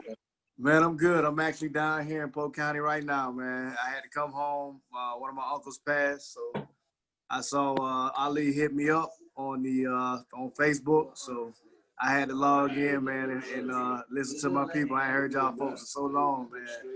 So, Man, Ali didn't tell me about the feature. I had to find out the other people. I had to find out from Joe Frank about Ali feature. yeah. Well, I'm glad to see y'all still doing our thing, man. Y'all keep on. I love it. I love That's it. what's up. That's what's up. Mara Russell, you performing tonight? Yeah, sure. I'll read a short piece. Are we doing poems about midgets? But go ahead, stand up. Okay. Walt Brown, you performing? Go ahead, Mara. You on? Sure. So, hi, everybody. Hey, for those Mara. of you who I ain't seen in a while, good to see you. For those of you who don't know me, my name's Mara. And I'm going to read a very short piece tonight called Sitting Still. I've learned the meaning of sitting with my pain. The sting of loss teaches me how to have. The way sadness steals your air teaches me how to breathe. And the rawness of anger shows me the meaning of joy. Stillness and hurt is valuable, and silence becomes instruction. And I know now that I can't fully experience loam and light without being rooted, buried in the dark. Growth is pain, splitting open along the seams, pressing out and up, unrolling yourself as a leaf or a petal to catch more sun, to stretch longer, stand taller. Make your colors truer and brighter before we fade. I'm sitting with my hurt even now, waiting for the right time to release, waiting for the moment when the husk of who I was will fall away, when I will enter my springtime, harvesting all that I have toiled for, and when wine will replace this mouthful of ashes. Back talk. Talk back. Talk back. Talk back. Talk back. Talk back. I be forgetting to take my phone off mute. I be like, talk back all loud. Beautiful, Mora. Always. They're always so poignant. Mm-hmm. Always. Hey, Walt Brown, you performing tonight? No. That was it. That was my poem. It's called No. Okay. That was dope right there. Thank you. Back talk. Talk back. Fuck you, Walt Brown. Say it one more time, Mara. Say it one more time. I said, fuck you, Walt Brown. There you go. I forgot about that. Oh, shit. All right, that makes my teeth white. Like Paul Mooney said, I'll say nigga keeps my teeth white 100 times. So we're going to let Devontae go one more time. We're going to see if our feature ready after that. If not, Nick, you're going to go one more time, or me, all right? Come on, Jay. All right.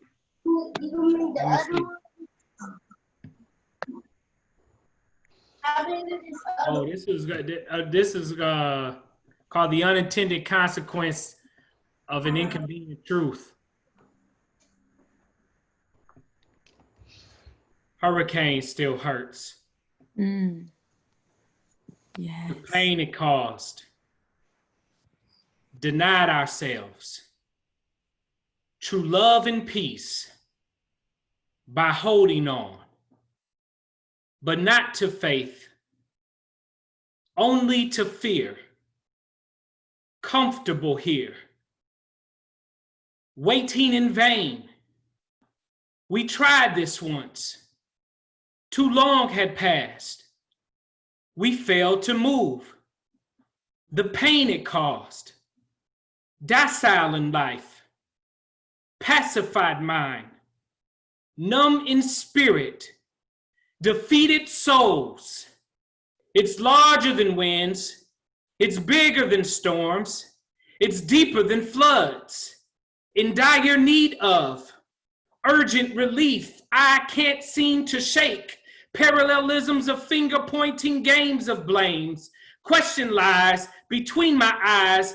Did it really take a Category 5 for us to realize we've been ignored? 1864, back in that war, ideas were fleeting. What to do with niggas meeting? So much cheaper to ignore them, been forgot about. So we only read half the scripture. Never the full screen, flat screen, HD, TV motion picture. Half-baked teachings got us waiting on the Lord to get everyone on one accord to join the mighty chorus. But this band of brothers got a played out platoon off pitch, no longer on the battlefield, must have broken our will.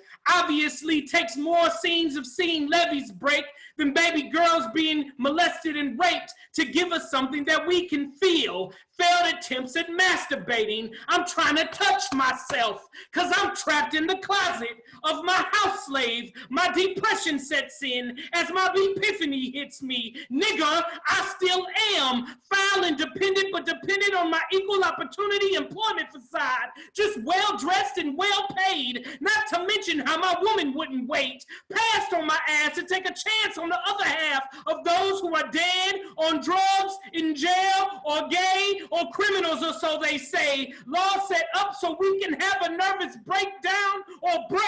Iteration infinite, all in their plan. Only deliverance these preachers seem to offer is right back into Pharaoh's hand. His heart been cold. Hold on, dear life, for death comes slow. We all messed up. Still point to blame. Everyone but self. Hate they won't send help. The pain it caused, hate we can't help ourselves. All hope's not lost. We never lost. He paid the cost. We already won. Just fight and pray. It is a war. What are we waiting for? Next move, best move. Chess ain't our game. Too heavy the weight. We cannot wait. Destiny's child. Can we keep up? Might lose our breath. Give us freedom or give us death. Hurricane still hurts, but it's not the first. No more rebirths. No more reworks. Let's get cracking. All I'm asking, we've got passion.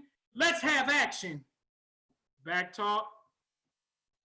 Talk back. Talk back. Talk back. Talk back. Talk It's back. not a pimp named Slip. It's not a wasn't that pimp named Slickback? It's a hurricane named Javante. It's a volcano named Javante. And that's our Every time. That's our Force of feature. nature. That's our feature for next week. Javante, y'all showing some Yeah. love. Yeah. We're ready for the lava flow. Don't give it out. Just solidify. Shaker. I can leave that workshop, Chris, to talk about. All you gotta do is go www, click, bam. Boy, No, that's a no. So Javante, our feature is up next. Ali, I think you should introduce him. Yo, Ali look like he's stretching. I'm super excited. Let me mute. That's what boxers do. Yeah, let me introduce Ali. That's what boxers do. Ali's stretching.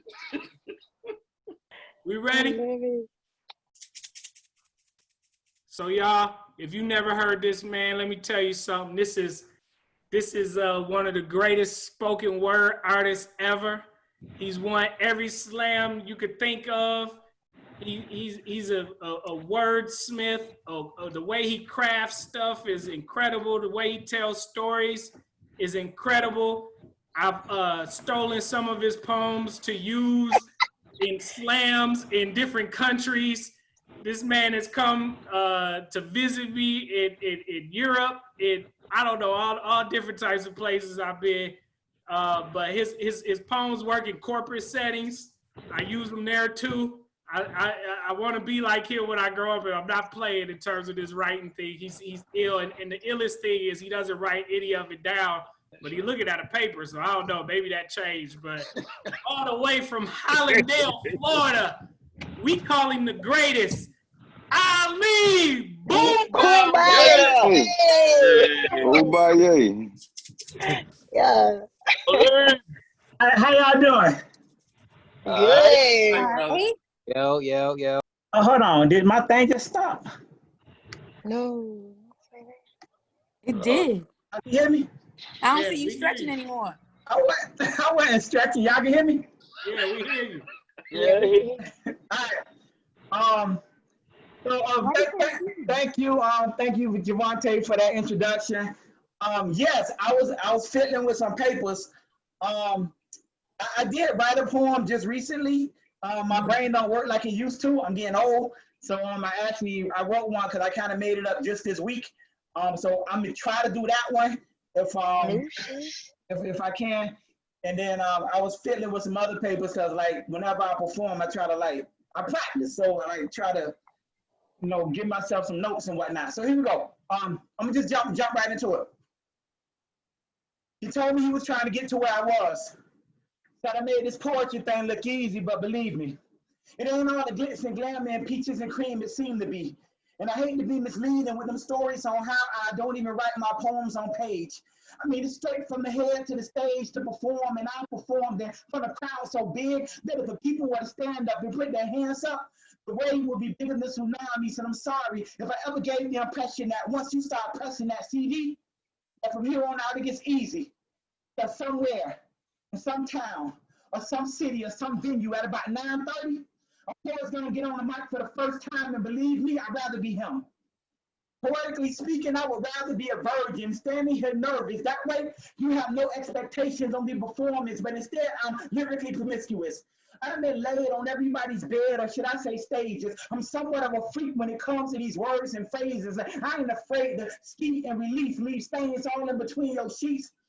I'm talking ink on pages, but if y'all still trying to get to where I am, then I'd be happy to trade places. We can be like that movie, vice versa, to the point that we switch purses and you can spit my verses and hold my shoes for a couple of days and see if you still contemplate walking away from a full-time job with salary pay, commission, and bonuses with this crazy idea that you can live off poems and hit the road and sleep on floors and speak your prose. You probably throw my shoes back at me like y'all can have it. And when I stand on stage, my life like film ripped from the camera, fully exposed and prone to damage. What you don't see is that I strain my brain to write the answers to your problems in my poems, because somewhere in some town or some city or some venue at about 9:30, that's a person that won't get on the mic tonight because he's nervous.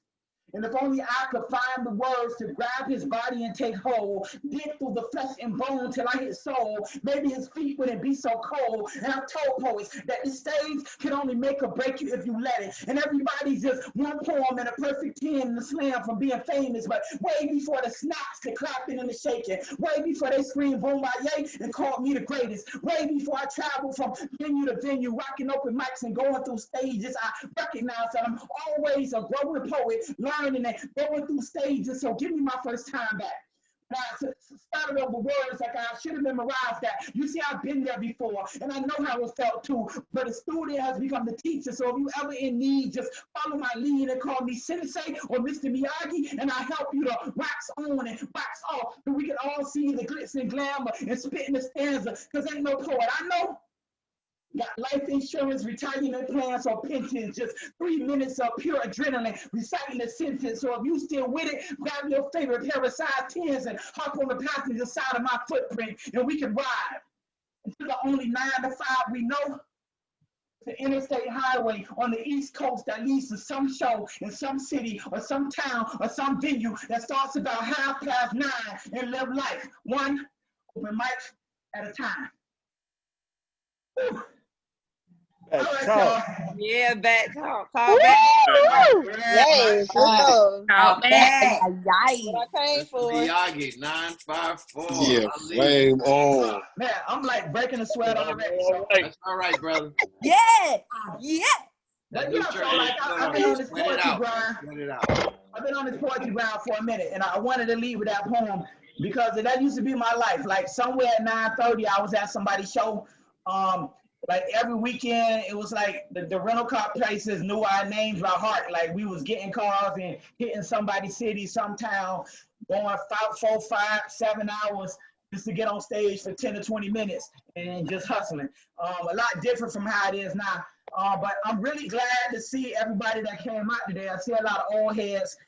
So it's really refreshing to see y'all. I'm gonna do this next poem. As poets, we always be trying to write in the moment. Like the moment something happened in the real world, we go and write a poem about it. And so it's always like these social justice issues and stuff like that. But like every poet got a poem about like whatever the issue is. And but the thing with that is like, even when the poems are good, like when that time period is past, the poem gets lost sometimes. And sometimes we tend not to perform them a lot anymore. Like the references are old and all that kind of stuff. So I'm gonna perform this old piece just because it was always one of my favorites. And hopefully the references, y'all don't get lost in them. Like, I don't know what the hell he talking about or whatever. But in light of the hurricanes that kind of came through this week, I'm gonna do this piece. They say everybody's got a memory of New Orleans, and likewise me too. You see, I've partied in her French quarters, performed twice at the House of Blues, took strolls down Bourbon, Tulane, and Canal Street, ate some of the best food known to man on the planet, Asian, hot. My every experience in New Orleans was amazing. Stop. Great place to visit, but you don't want to live here. Don't want to have to raise your kids here. It's like 90% blackness where people pay their taxes down 911 and got no reaction.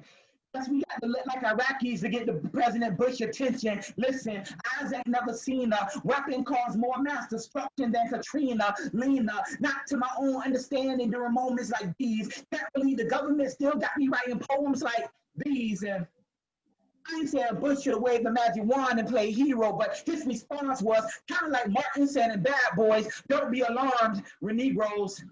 Don't sound the alarm, they're Negroes. Don't send help, they're only Negroes. And I don't need college football to know that hurricanes wasn't just a problem at Florida State. Wait, it's the country's worst natural disaster. Let's hold hands and pray for the victims.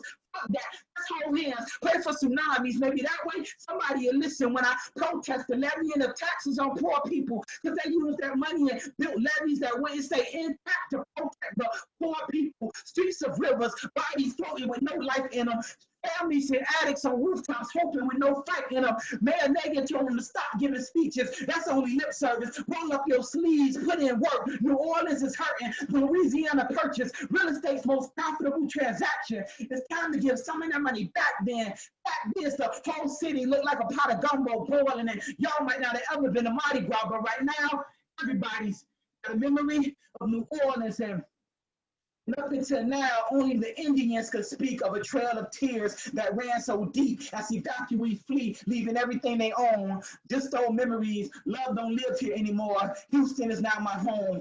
California is now my home. Georgia is now their home. Took refuge in a land unknown. I remember New Orleans when there was no limit to the cash money you could get here. I remember New Orleans, the first time I've ever seen spinning rims. I remember New Orleans performing at this festival. Performing on the corner, had a whole club chanting my poems. They never treated us like foreigners. I remember New Orleans, but I remember New York. When planes plunged into buildings. Now, how is that any different from when rain floods on a village? And I remember Miami. As the destruction from Hurricane Andrew lingered. It was 1992, check the record. Like a mirror image, President George Bush Sr. had one of his unqualified homeboys, head director of FEMA. And like Mike Brown, he didn't know what he was doing either. And I ain't trying to point the finger, but history just repeats. The Bushes ain't give a damn about black people. I need you to never forget New Orleans.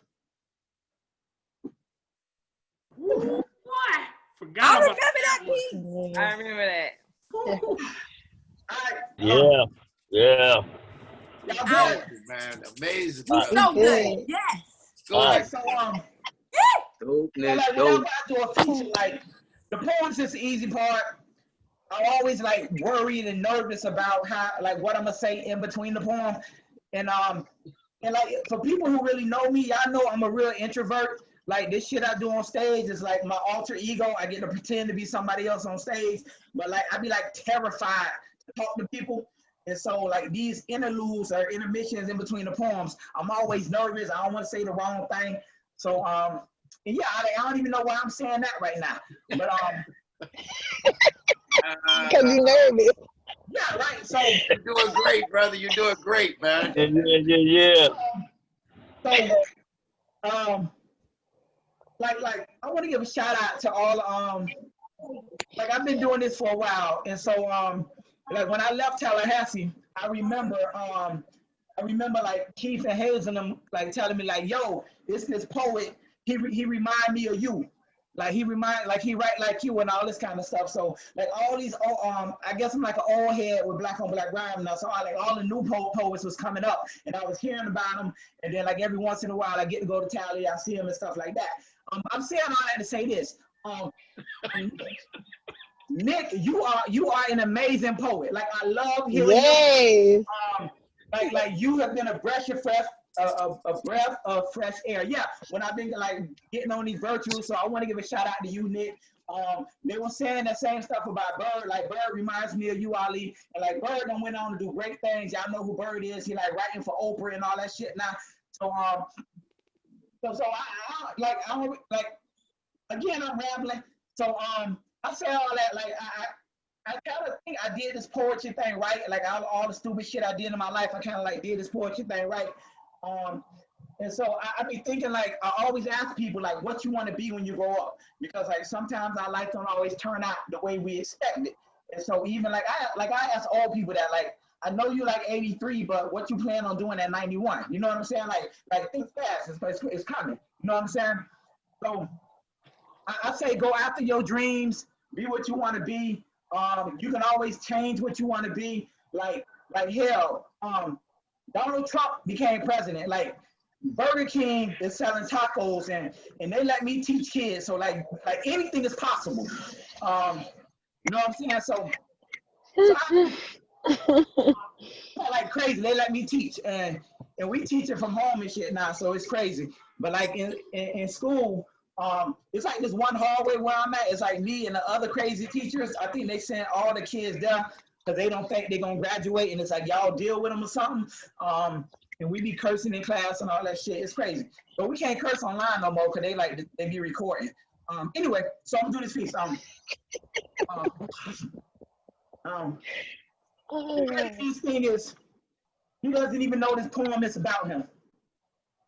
And maybe I should call him up and speak to him by like random letters in your mailbox with no return addresses. Just a message that says, pass this on and you'll be blessed. Disregard, you might see death. I got to believe that this lesson will reach to him. And as black men, they say 25% of us gonna have shortcomings and downfalls, but you finished high school with so much promise, graduated with honors, and to be honest, I know half the hood spite you like that nigga think he all that because he going to college. And half the hood want to be like you, like, damn, if I only had the chance to go to college. And the old folks know that this could be the start of something beautiful. Because somehow you have the ability to see your future 4 years off in the horizon since the first day of classes. And I'm asking my doctor to prescribe me those glasses because where there is no vision, our people perish. But somewhere between the freshman orientation and final examination, you lost your way. And I would have thought you hanging at frat parties running trains all semester would have gotten you back on track, but that ain't always the case. And mind is still a terrible thing to waste. And I once heard an old man say that pressure ain't one of these millionaires standing at the free throw line with a basketball, game tired, hoping he don't blow his one shot. But you going to school is kind of like that millionaire at the free throw line, and you about to blow your one shot and pressure bust pipes. So I write these poems like chain letters, hoping they get delivered, then never return to sender until it spreads to the dorms like back in the day with an access code to dial long distance numbers, and a Pell Grant can last the whole damn semester if you need it to. Especially when there's at least 3 family members back home that still believe in you, but you done traded in studying all night and writing term papers for partying all night while the DJ spin turntables. I'd rather just pour liquor in remembrance of your name than to see you throw your life away. Because the other day in McDonald's, a 19-year-old asked, would you like fries with that? With a look on his face like he'd have missed his opportunities. But what he really was saying was, sir, do you need anything else to go along with your stupidity? Because money don't grow on trees, but niggas do grow out of the dirt of these ghetto streets where the seeds of black folk been planted but never watered and attended to. So I pray the next time any college professor takes attendance, you scream I'm present. Like it's too many people died for me to be here. No, scream I'm present like it's too many people died for me to not be here. No, scream I'm present like it's too many people died for me to not leave here without my name on a degree here. And I ain't saying this is a cure-all. I need you to imagine a world where most of us black kids come from the parents of 8th generation college graduates. Can't you see our economic status and position shifting? Listen, take this chain letters topic and spread it like the hottest gossip. Watch this.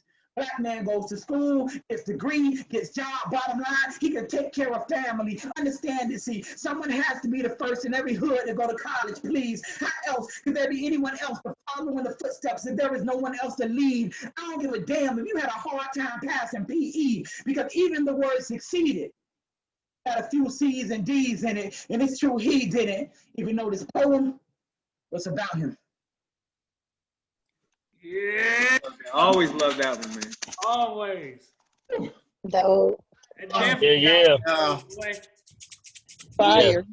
Keith said I'm gonna do an hour. I ain't doing no hour. Like at first I was like, yo, Keith, how long you want me to do? He was like, do 2 hours. I was like, hell no. Like, you know how hard it is to write a 2-hour set? Like even comedians only do an hour special, you know what I mean? So I'm gonna get off a few more poems and get out y'all here. Like this online shit is weird because like, he like only got me on the screen, so I can't see y'all. And like usually I be like in the crowd, going on facial expressions and shit. Like if I'm boring you, Like, am I boring anybody? No. Oh, he good. We love it. We love it. We're No, glued. not at We're all. leaning Not in. at all. And the Good. errors written in Because it. like we teach Rocking, online, rocking so it. online we like sit and talk all day, and I'm pretty sure the kids are bored. They be like sitting there like, when the hell he gonna like get off? So You need to do all some my poem students, matter today. of fact, I put it on the board. I don't know if y'all can see that. Like all my students be like, can we leave? I be like, no, like shit. If we was in class, you can't just walk out the damn door. Like you can't just leave in the middle of like log off. No. Anyway, okay, so like I'm gonna let y'all choose, cause you know I don't want to like get like the big head like these are poems y'all should hear, cause sometimes The dogs in the park Oh don't my bark no God. more. Ali, do the big The dogs in head. the park Do don't the bark no big more. head, brother. Do My the big mama head. We titties. okay? That's what you get. Yeah, you know I want to hear my mama titties My mama now. titties. Oh, my The mama dogs in the titties. park don't Yes. bark no more. Especially if she left him on the one night stand. So, Yes, yes, yes. hey, I don't even know if I can remember that poem One Night Stand, but it was funny as hell. Like my homeboy like just got a like a piece of art. It was a one night stand. It was the art like some famous shit or something. And I was like, yo, I got a poem called One Night Stand. I could like use that as a background in the video or something. I don't know. Anyway, Ali. my mama titties. I heard dogs in the park. What else y'all said? Your black on black rhyme poem. Twins. Y'all know that like don't be the name of the poem sometimes, but okay. Y'all heard that poem Context before. clues. Context clues. like I know which one you talking about. Like for instance, my mama be saying, can you do the poem about the stock market? And I be like, I ain't got no damn poem about the stock market. Oh yeah, that's a good. Yeah, do that piece too. Yeah. But I know which one she talking about. All right, so I'm gonna pick one of those. Your black on black rhyme poem. I don't. Mama titty. Mama. The stock. You gotta do that. Just give me 15 minutes and cut this mic on. Okay, maybe I'll do that one. I see. Yeah, that's cool. Get your My tongue got humbling mom medal. Hey, what? Cut my tongue out and mom hell no, Keith. Yeah, that's our First Amendment. I actually probably do remember that one. It's on the CD. Yeah, go get the CD. I don't know where the hell it's at, but he probably got a few of them left over. He used to have them all stacked in his house. All right, I'm gonna do my mama titties because it's short. Ali, before you start, can you put your Cash App in the chat? You asking too much. Like, hold on. Write it on the board. Just write it on the board. Yeah, just write it on the board. That was a good suggestion. Who suggested that? Good job. You're welcome. You're welcome. It's just my hold on. Smart. Let me see where the chat at. Like I don't even know my Cash App name. It's just my phone number. So.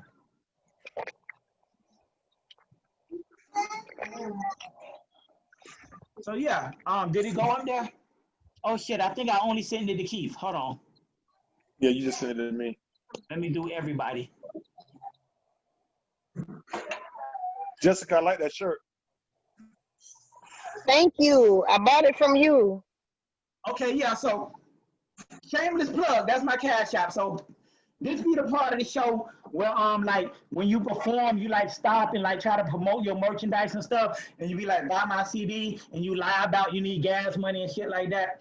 Like I ain't used to do that because I wasn't going nowhere and not have enough gas money to get back. So I ain't even told that lie. Like if you like the show, economics, brother, you know, fool. But so yeah, Cash App me like send some money to the Save the Children's Fund. Cause Ali got a lot of kids, so we need to save the children's fund. You know what I'm saying? Is that water or liquor? Water. I don't drink, so that's water. Oh, I'm trying to get healthy, so I'm drinking water and stuff. All right, I can see it. She used to be flat-chested, and the boys would mess with her and call her names like ironing board. But you'll be hard pressed to find a more sweeter individual. My mother grew up miserable, wishing she had breasts, thinking she was less than a lady, thinking she was less than a woman. She spent many nights in the mirror rubbing her chest with butter and lotion and creams, having dreams of that perfect bust line. And the boys wouldn't date her because there was no second base for them to pass and run on to brag to their friends. It's like a dagger was stabbed right into her social life. But then one day out the blue, the strangest thing happened. My mama titties just grew overnight. I mean, she went from training bras to cannonballs. If this was school, she'd be flunking from A's to B's to C's to D's, like grades was dropping. She went from bras with like 2 buckles in the back to ones with like 4 of them. Had to put the bra on backwards, spinning around just to get dressed in the morning. My mama titties was pretty like Christmas ornaments.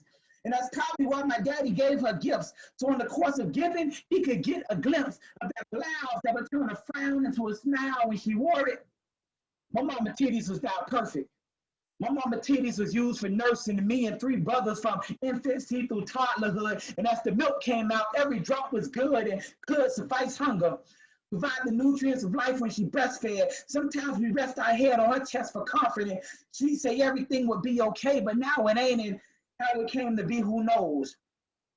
Because now a lump has grown on my mama titties. And the mammogram brought more questions and less answers because after surgery, my mama chest got 1 breast because 1 breast got breast cancer. And now she's going through weeping and crying night after night. And the doctor's talking about reconstructing the surgeries, but ain't nothing reconstructing the hurt, you see. My mother wanted something she didn't have and got something she didn't want. Now she's learning to be content with what she got and not worry about what she don't. And sometimes in the mirror, she still cries, but now she realizes much. With half a chest and a full heart, she can love twice as much as lust. So y'all can go ahead and cut off that other titty and she wouldn't care. Because beauty is only skin deep and she knows she will always be beautiful with or without her titties.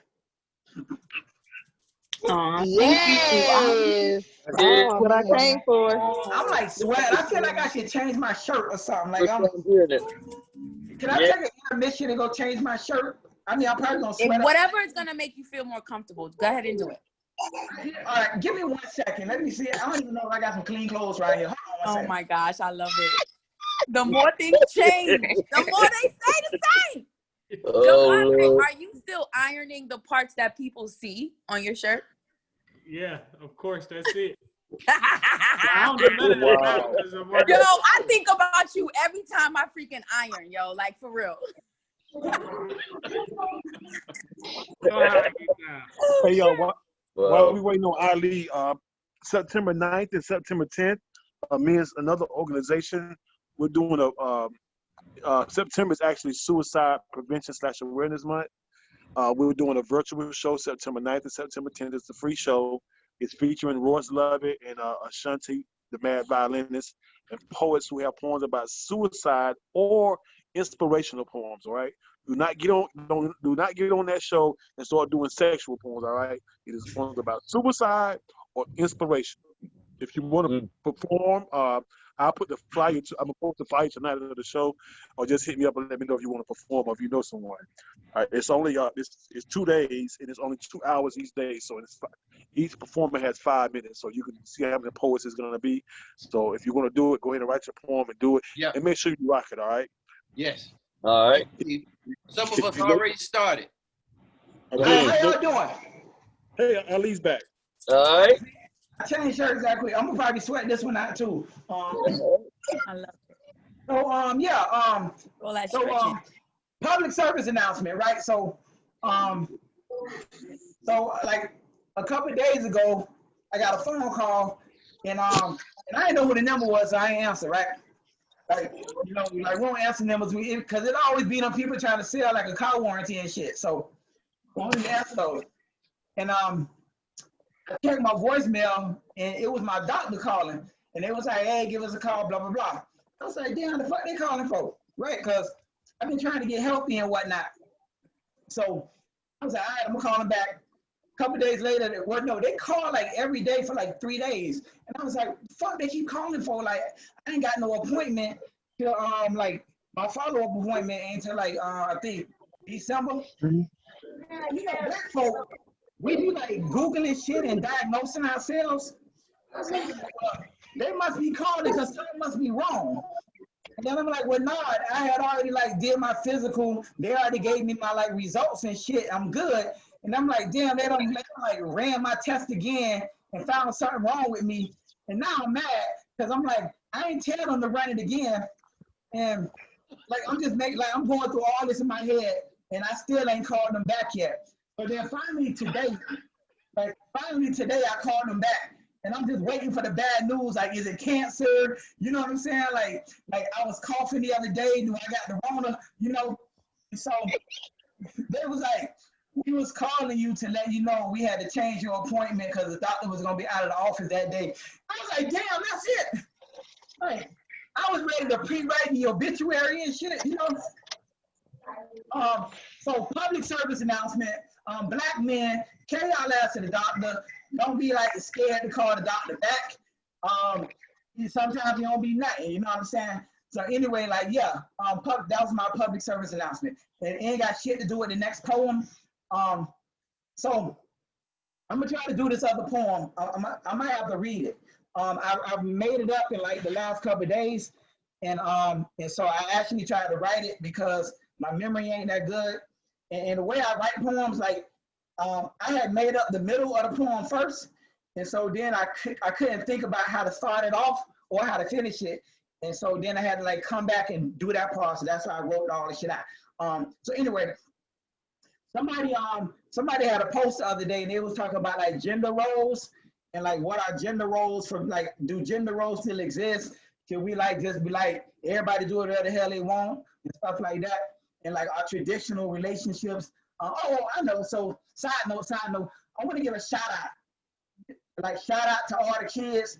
Because I had a conversation with one of my twins yesterday. He was really sad, but I want to give a shout out to all the kids who didn't have to grow up saying my mama house and my daddy house, like who wasn't like split around like that. Like, y'all the real MVPs. Like, other kids have a whole different set of shit problems that's going on. So shout out to the kids who don't have to like do that, because now it kind of creates this like weird situation where a lot of times you have single moms and you seeing single moms doing all this shit, and then like the whole concept of gender roles, and not that you have to have them, I ain't like all chauvinistic and shit, but like gender roles, like they be like, are there real gender roles? Because like our women are doing everything. So somebody had posted on Facebook, and so I was like, all right, let me, some shit came to mind, so I wrote about it. All right, we good. So that's the backstory. I usually don't give backstories on poems and shit, but here we go. It's a Saturday afternoon. He got a U-Haul unloading boxes. So I stopped to offer my assistance, and she insisted, nah, I got it. New to the neighborhood, she done bought this fixer-upper. I told her, look like you're gonna need a new fence, some landscape, maybe gutters. And I don't mean to be too forward on this first here conversation, but you got your work cut out for you. I don't see no man around these places. She laughed, said she could swing a hammer and lay tile. There's certain things you learn to do when your man won't help you out. Then she proceeded with the mail bashing, talking about how all he did was sat around the house and play Madden, and I could see where the story going, the whole thing just end tragic. I'm like, hold on, queen. I think you deserve a lifestyle that's so lavish, and I could tell by your tone, your last man was so average, and correct me if I'm wrong, he probably even owe your box spring and mattress an apology. So how about you come fuck with a nigga with GOAT status? I mean, pardon me. Why don't you give me the opportunity to part your feet? Place my head so deep between your legs, then lock your knees. Go down for hours. Have you thinking it's Black Lives Matter the way I'm screaming I can't breathe? Well, back to the chores. I can do breakfast in bed or breakfast in head. The choice is yours. I'm good with cleaning dishes and mopping floors. You might find me butt naked in the kitchen like a scene from Baby Boy. I mean, maybe you ain't used to this much help around the place. Been doing things on your own for too long, like masturbating. Well, if that's the case, you need a partner that can tend garden and cut grass. Paint the house, then smack that ass. Run errands for you. They hit it on the staircase while you hold on to the banister.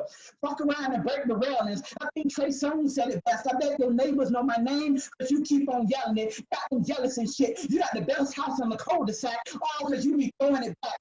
Fuck a remodel. I'm gonna give you an extreme makeover with a big reveal. All because I like how you look in them Giuseppe heels that wrap around your ankles. Have you ever heard a handyman say thank you? Well, it sound like fixed electrical and working plumbing. Because when I lay this pipe, it's gonna clear your drains and have you still coming. Hit you with more different strokes than feel drumming. Because you's a real woman and need a real man. I'm saying your hands should never touch a garbage can or a gas pump. Dumper cables, the oil dipstick, or that spare tire in the back of the trunk. Just tell me if you want it from the back or from the front. Show me your to-do list, I'll get it actually done. And from now on, you ain't gotta fake no orgasms. I'm saying from here on out, you gonna actually come. Let me ask you something. When's the last time you used your taste buds in the back of your tongue? Because see, I'm hoping that teeth fracture ain't the reaction when I stroke this dick to the back of your throat with this deep action. Make you want to grab a camera, take a picture, click, and please capture this moment. With a caption like, pussy get wetter when a nigga got a toolbox, don't it? Like to show up to your house, jean overalls with tube socks on it. Got you breaking shit around the place on purpose. Just making up reasons you need for me to come over. Like, can you twist the light bulb, rotate the door knobs, play the pool, or paint the sofa? But just know that by the time I come over and my feet hit the doormat, and the doorbell go ding dong, I'm gonna hit you with this King Kong. Bounce you all around this house back and forth like ping pong. Because I love the way you look with them jeans on. I'm saying, no. Bounce you all around the house back and forth like ping pong. Because you the type of lady got to jump to put jeans on. And I'm a jack of all trades. Have you jacked up with your back up against the wall in the middle of the hallway, fucking and banging all day like we hanging pictures to the baseboards breaking, the crown molding to fall off and damn near hit us. I'm trying to get in them jeans so fast, I might break those zipper. You better go ahead and call me Mr. Superintendent. Because I'm trying to repair or replace everything in this house or your life that needs fixing. From the back porch to the light fixtures. I'm saying, I'm trying to make us Mr. and Mrs. I put rings on finger. I help you raise those children. Damn, I forgot the ending. All right, that's my poem. Back talk. You made me Oh, spit my damn I didn't see that coming. No pun intended. I did not see that coming. Yeah, I apologize. I can't remember. I told you I didn't like remember the ending and shit. So, so I'm supposed to do another poem. Like y'all good? Like how many more I should do? Keith, how much more time I got? The stock market one. Man, I told you 2 hours. Like I was joking. And I ain't doing no 2 hours. You almost at an hour. All right, so so here we go. How the stock market poem go? Somebody said roof. I ain't doing that one. I ain't gonna do that one. Whatever you want to do, brother, we good. I'm trying to remember the damn stock market poem. I'll come back to it. So I was hearing on the TV today. So they was talking about some shit like the tension and the climate in the country right now, all the protesting and shit.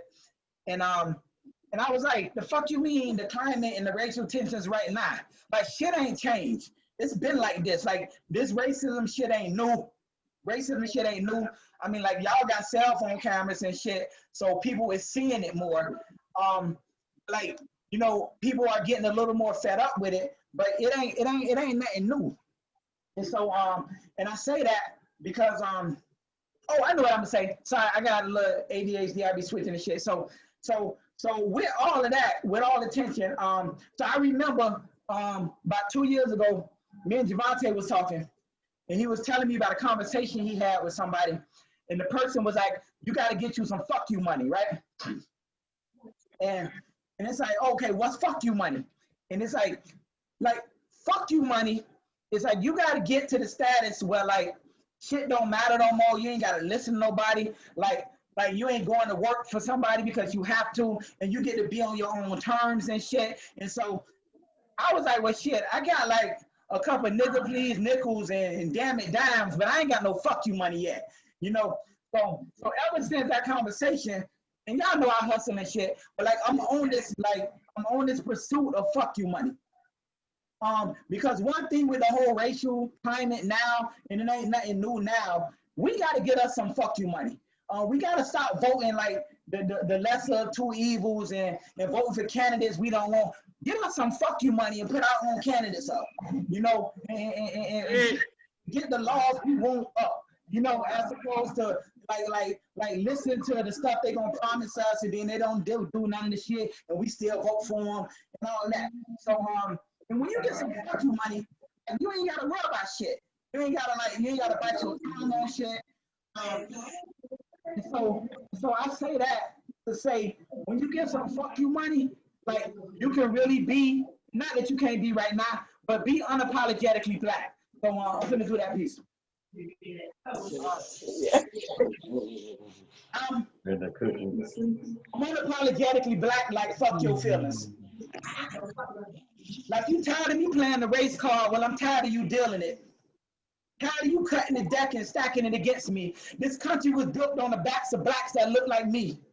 So don't think I'm supposed to just pack up and then go back to Africa, because that ain't happening, because I'm screaming, fuck you, pay me until the rapture comes. Give me mine what's due me, plus some interest and usury. See, usually you got to be a fool to be working and then leaving before getting paid.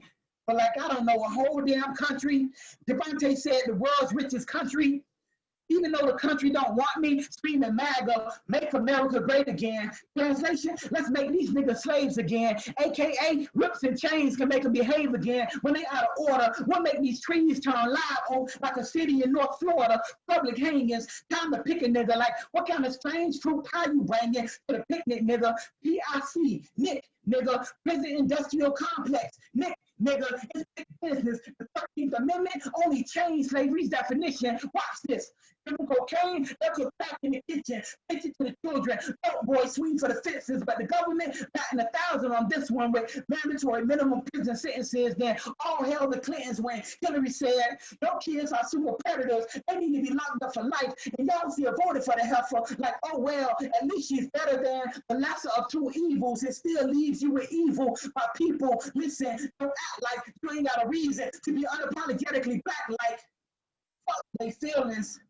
Support black businesses, fuck they schools, send your kids and their athletic abilities to HBCUs. It's a different world that we living in. And though Bill Cosby may have fell from grace, that don't mean his vision for Hillman did. It's a knowledge-based economy. Use your mind to get paid. Raise more kids like Dwayne Wayne and not just Dwayne Wade. Go find your Whitley, find you a girl, find you a sister, marry your baby mama and raise the kids with her. Speak with no filter. Show these crackers we don't need them. Ebonics in the boardroom like, nigga, this is the King's English. You just from the wrong lineage. Check my ancestry DNA. Ain't that hieroglyphic penmanship. I represent that chemist shit. Agree, I pass these stories down like Prodigy envisioned it. I want to document.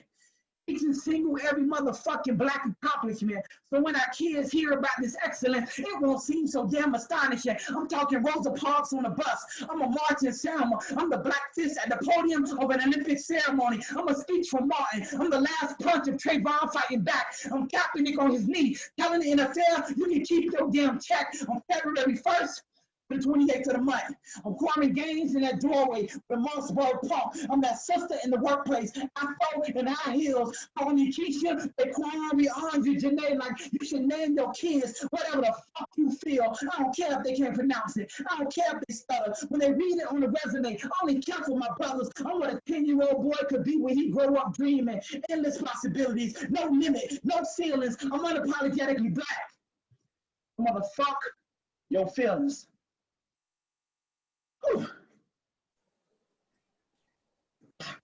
Talk. All right, Okay. Chill. So we great. What I was gonna say? I running out of shit to say. So yeah. Stock market poem. It's called, I got it, here we go. I'm tired of that age-old argument about I only hustle these rocks on the block so I can feed my children. Feed your children, nigga, please. Most crack babies I know lay up in hospital beds and eat through IVs, not the drive-thrus at McD's and be king, so stop lying. I mean, for real, stop lying. Because you can't be king of the jungle if you ain't got Simba's pride. Prodigal son returned to the homeland for the sake of the family. Poet of Mufasa, willing to die in a stampede to save your children, but you done caused our ghettos to get scarred and they got you. Like them hyenas, laughing. But here's a joke that ain't been funny since the early 80s. Convince inner city youth to subdivide the city in territories, but the government still reigns. Meanwhile, streets get flooded with cocaine, crack, and guns. Watch them fight it out and kill themselves, willing to die for a block that they only rent property on. Survival of the fittest in the concrete jungle, so primitive and basic. Sit back and laugh at what they put in place. Pinpoint phrases like black on black crime is on the rise, as if no other races were a part of the equation. Things get out of control, it was time to save face. In community meetings, they introduced Operation War on Drugs for the cleanup. I just wish these gangbangers would have been smart enough to make the CIA sign a prenup, just in case this marriage of busting the cops went down south like to the border of Texas and Florida for the re-up. It's a jungle out there. And y'all can't see the forest, but the trees. I mean, I can give a damn about your nickel and dime weed operation. You should have been a landscaper if you wanted to make money cutting grass. How is it you can hustle on the block, sun up the sun down, but don't have the courage to get out, start a legit business and earn some real cash? Want to feed your family? Nigga, please, how dare you put yourself in the same parallel axis of single moms who work 2 jobs, fighting off sexual harassment, and only solace is the fact they get an extra income deduction on their taxes. Fact is, first rule of the jungle, protect the herd. But see, I've heard about the alpha male going off on expeditions, on 26s, and it don't make sense the way he's trying to make these dollars holler. And all I can tell our women is Hakuna Matata. Like, don't worry, it's gonna be okay. We're gonna get these men back to the basics, where the father protects and the mother nurtures, can't go against Mother Nature. Hate to see the universe off balance. I mean, how you gonna be king of the jungle when you act more cowardice in that lion from the Wizard of Oz? You want to learn to feed your family, then take a lesson in love from a real Lion King. I'm like Sammy Sosa in his prime, the way I go to bat for my Cubs. Nigga, please, when will it ever stop? When will we make a difference? Listen, when brothers get a new age argument, something like, I hustle stocks on corporate blocks to feed my children. All right, so only that last line said anything about stocks, right? Right. I don't know, like the shit, ain't no Dow Jones in there, ain't no S&P, like ain't shit about stocks except that last line. And my mama be like, that's the stock market poem. So I'm gonna do one more piece. I think I'm boring y'all. So I'm gonna do one more piece. No, you're not. You are not boring. No, not, Ali. Like the shit is in my head. No, you're not boring us, brother. Okay, then maybe 2 more pieces. Yay! Keep going. Cause like the shit is in my head. So so I'm gonna tell you, like I don't really do backstories on poems, but I tell you, so that poem is kind of like an ode to my childhood, I guess. Like just like stupid shit, cause like my daddy sold drugs. And so like I used to always tell him, like when I got older, I was like, you know, when he had stopped selling drugs by then, but like I used to be like, he was like had a regular business and he was like scared to expand his business, and I was like, if you had the ability to run like a whole drug operation, then you should like the same principles apply to business. Like business principles apply to like different all companies and shit across the board. So I'm like, do that same thing, expand your business, and he was always worried about it and shit like that. So so anyway, yeah, that poem, that's the kind of backstory where that came from. But like, oh, speaking of that, so like growing up, like we used to like not really have family vacations, and like our family vacations were like incorporated with my daddy drug deals, which is like the stupidest thing, that you taking kids on drug deals and shit. But like we would like travel, we like go out of town somewhere, And we wouldn't see the city and shit. We like just go like to Carolina, stay at the hotel for 2 days and come back. And then we was all excited, like we went to a restaurant. Like that's all the shit we did. And so one day I remember like bugging my mama for like a video game. And she was like, we poor. You can't get no video game. And I'm like, you know how kids is. I want it. If I be good, can I get an allowance? I want to buy the game, all that shit, right? So then we went on this vacation, and we were somewhere, and so like my parents would get like the double room, and so the kids in one room, they in the other room, and I gets up in the middle of the night and go through like the little hallway shit or whatever, like the little adjoining room, and I walk in the room, and it looked like a scene from that movie Blow. Like the entire room was full of money, and I was just like you can't say shit about video games. Like we can get a video game. That's the only thing I could think about. Was we like I don't want to hear shit about we can't get no video game. And so, like the entire room. And so they're like, boy, why you up? Go back to bed. And then my daddy's like, no, hold on, you know how to count. I'm like, come here.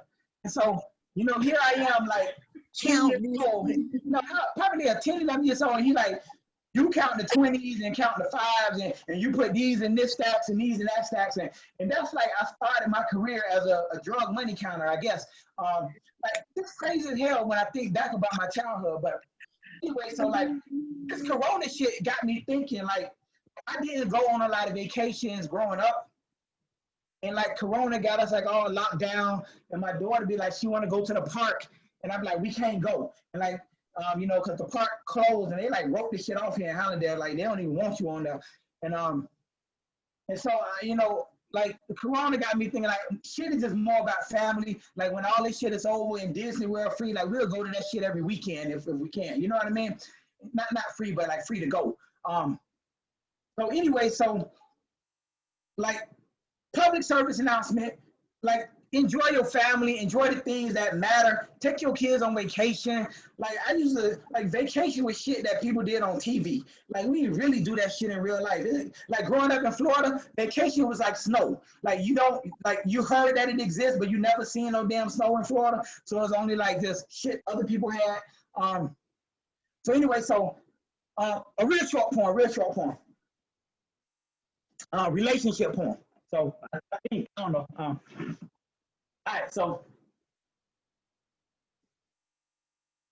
when he looks at me, he makes me feel like a woman. When he talks to me, the sound of his voice makes me feel like a woman. And when he touches me, his touch makes me feel like a woman. And when he makes love to me, I don't know if y'all ever felt this, but like when he makes love to me, having him inside me makes me feel like a woman. The way he cares for me, he makes me feel like a woman. I'm saying, y'all, the way he provides, it just makes me feel like a woman. And I'll stop right there. Because after reading 6 lines in her diary, she made me feel like a man. Yeah. Go ahead, Ali. You had some of them going now. I was like, hold on, wait. Coming out the closet. Ali, I was scrolling down looking at their faces. They're like, oh, hell. So like true story, crazy. So I remember. Good one, Ali. I remember when I was living in Tallahassee, I came down here for something, and I was at a show, and I remember Luke was at the show. 2 Live Crew, Luke was at the show, and I was doing that poem. He like got up, started cursing, and like walked out the club. He was like, "The hell with this shit, this nigga talk about." So like he didn't even get to see the punchline at the end. I was like, "Damn, he like gonna be thinking crazy shit about me." And then we met later. A couple years later at a show. I was doing this like men's mentoring shit or something, and then we kind of cleared it up. I did some other poems. He's like, "All right, you all right? You good with me now?" So anyway, That's the type of poem you do an intro to. You're crazy. All right, so I'm trying to think of how this poem started. I'm sorry. Damn. I'm old as fuck. Shit, hold on. Take your time. Take your time.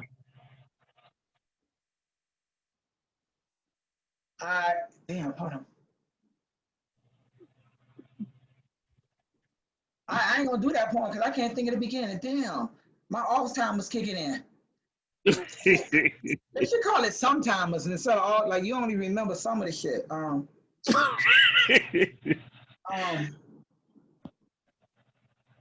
really can't remember. Hey, who remembers how the poem "Hold On" start? They probably think it's called something else. Yeah, I haven't heard. The book bag poem. No, for real, it's the book bag poem. Damn. Fuck it, I can't do that one. Damn, I don't even know what else to do. Hey, Keith, you got to hold on somewhere and like look it up, and then like text it to me. I'll do another poem to fill some time. That's cool. I got it on CD, but I don't know what the CD at. I don't have a CD player in the house. All right, hold on. Woof. What about I'm gonna do something else. All right. About the big picture. She can't see the big picture. But the part before that, it's like the beginning part. Shit. Like keep the lights on, so 2 or 3 CDs. I've already seen 2 or 3 That's the CDs. end of the poem. I'm rushing you. Fuck it. All right. Next poem, I'm gonna try to come back to hold on. I do something short. Me and the stage got this mutual agreement. I perform the poem for her before the page ever sees it. My mouth, before the words ever leave, it got favor. I stand in front of an audience like a game of chicken. I never waver, I just bring it. I'm old school with it, like pages when beeping. I've been 143 in this art form way before texting and tweeting. My vocab been on fleek since my CD signature pieces. I'm saying, me and the stage got this mutual agreement. And I love the arrangement. It's sort of like WWF before the name changes. These new school poets only know about entertainment. What's popular, what's convenient. For them performing at a sold out venue be so scenic. I prefer the open mic, less travel, the poem more gravel, a little bumpy and hard to remember. But the stage, she got my back. Long as I come to her before the page gets a glimpse of, we got this agreement. Her French kisses never leave me tongue-tied when speaking. I give 100% every time that I see her. Don't matter if it's a slam, open mic, or a feature. We got this arrangement. She calls me the greatest, and I ain't never been guilty of breaching contract on stages. Mutual agreement. Okay. Ali, you remember Po Kids? All right. A butterfly? No, that's all right. We can keep going. Half ghetto. Wow. Life is like a coconut. Man, hey, you going way back. You got You know what I have in my hand, Ali? You know what I got? You must got the CD in your hand. I got the CDs, brother. Oh, I was like, dang, he a fan for real. He knows. I am. Infidelity. No, shit, how that poem go? I'm gonna pop some of them in and find out. I remember I wrote a poem by that name. Wow. This is hilarious. But I know Half Ghetto ain't on that CD. No, that's on another one. That's on Black on Black Rhyme 3. Oh, okay. Butterfly. All right. Hey, y'all, give me like 2 minutes, cause like a bunch of shit is going through my head. Because I'm trying to remember the name of this poem, but still trying to talk to y'all at the same time. Give me 1 minute, take a breather, stretch, like send some money to my Cash App, support the kids, and all that shit. Give me a second, because I really want to do this poem, all right? So let me think about it. Hold on. Okay. I'm going to take a sip. I'm going to refill my water, all right? All right. On the news. So, y'all, we got some features coming up. We got, I'm not going to say when, but we got Javante. I mean, we got Javante, we got Nick, we got 13th, we got Secondra Icon, we got Leah Stray. So we got some bangers coming up. So I'm gonna post them on. I'm gonna post them the week of. Y'all, please try to invite more people next week. This is actually the most people we've had on it so far. And please cash out the poet, not just the feature. So Keith, so 13 did reach out to you? No, I reached out to him. Oh, good. We had a conversation last week. Oh, I reached out to him this week. I didn't know. Beautiful, brother. Yeah, because I had asked him to call you. Well, he didn't do it. I called him. Yeah. And what about Sanaya Thomas out there in Seattle? Liz's running buddy. I don't know what that is. What Seattle is? I don't know what Sanaya Thomas. To my Sonya? Huh? You talking Yeah, about Sanaya. Yeah. That's her. I'm thinking about Sanaya Lathan. I got to get my head right. I'm sorry about that. Bro. Yes, that's they right there, man. I haven't talked to Sonya. Yeah. Get her, brother. See if phenomenal. Yeah. All right, I'm back, y'all. And I still don't remember it, so I'm not gonna do it. But I'm gonna finish. Somebody just got a cash out. Somebody got a cash out? Is that me? I don't know. I heard the dean. All right, so I'm from Hallandale, right? And I don't know if any of y'all ever been to Hallandale. It's like one of the most racist little cities in the country, like in the world, like in the universe, like the galaxy and shit. Like I was at City Hall one day and like took a picture of like the commissioners and all that shit, and like none of them was black. And it was like, damn, this is who represents us. You know what I mean? But I remember, so when I was in 9th grade, I took this class, and I remember it's like a critical thinking class. I don't know why the hell they had me in that shit. Like knowing what I know about the school system now, that was like the class for like the people who weren't going nowhere in life and shit. And maybe that's where I was headed at the beginning or something.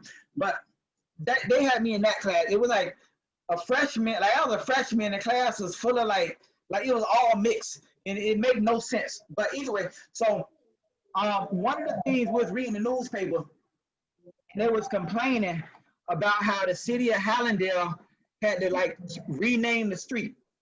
And so I remember when I was a kid, like the street I live off of 8th Avenue, they changed the name of the street of 8th Avenue to Martin Luther King Boulevard. It was like, great, we got a Martin Luther King Boulevard and all that, right? Or Martin Luther King Avenue or something like that, right? So when they did that, like the northwest section where I live, that's like the black side of town. The other side is like the white side of town. The white people complained. They was like, they don't want the street named Martin Luther King.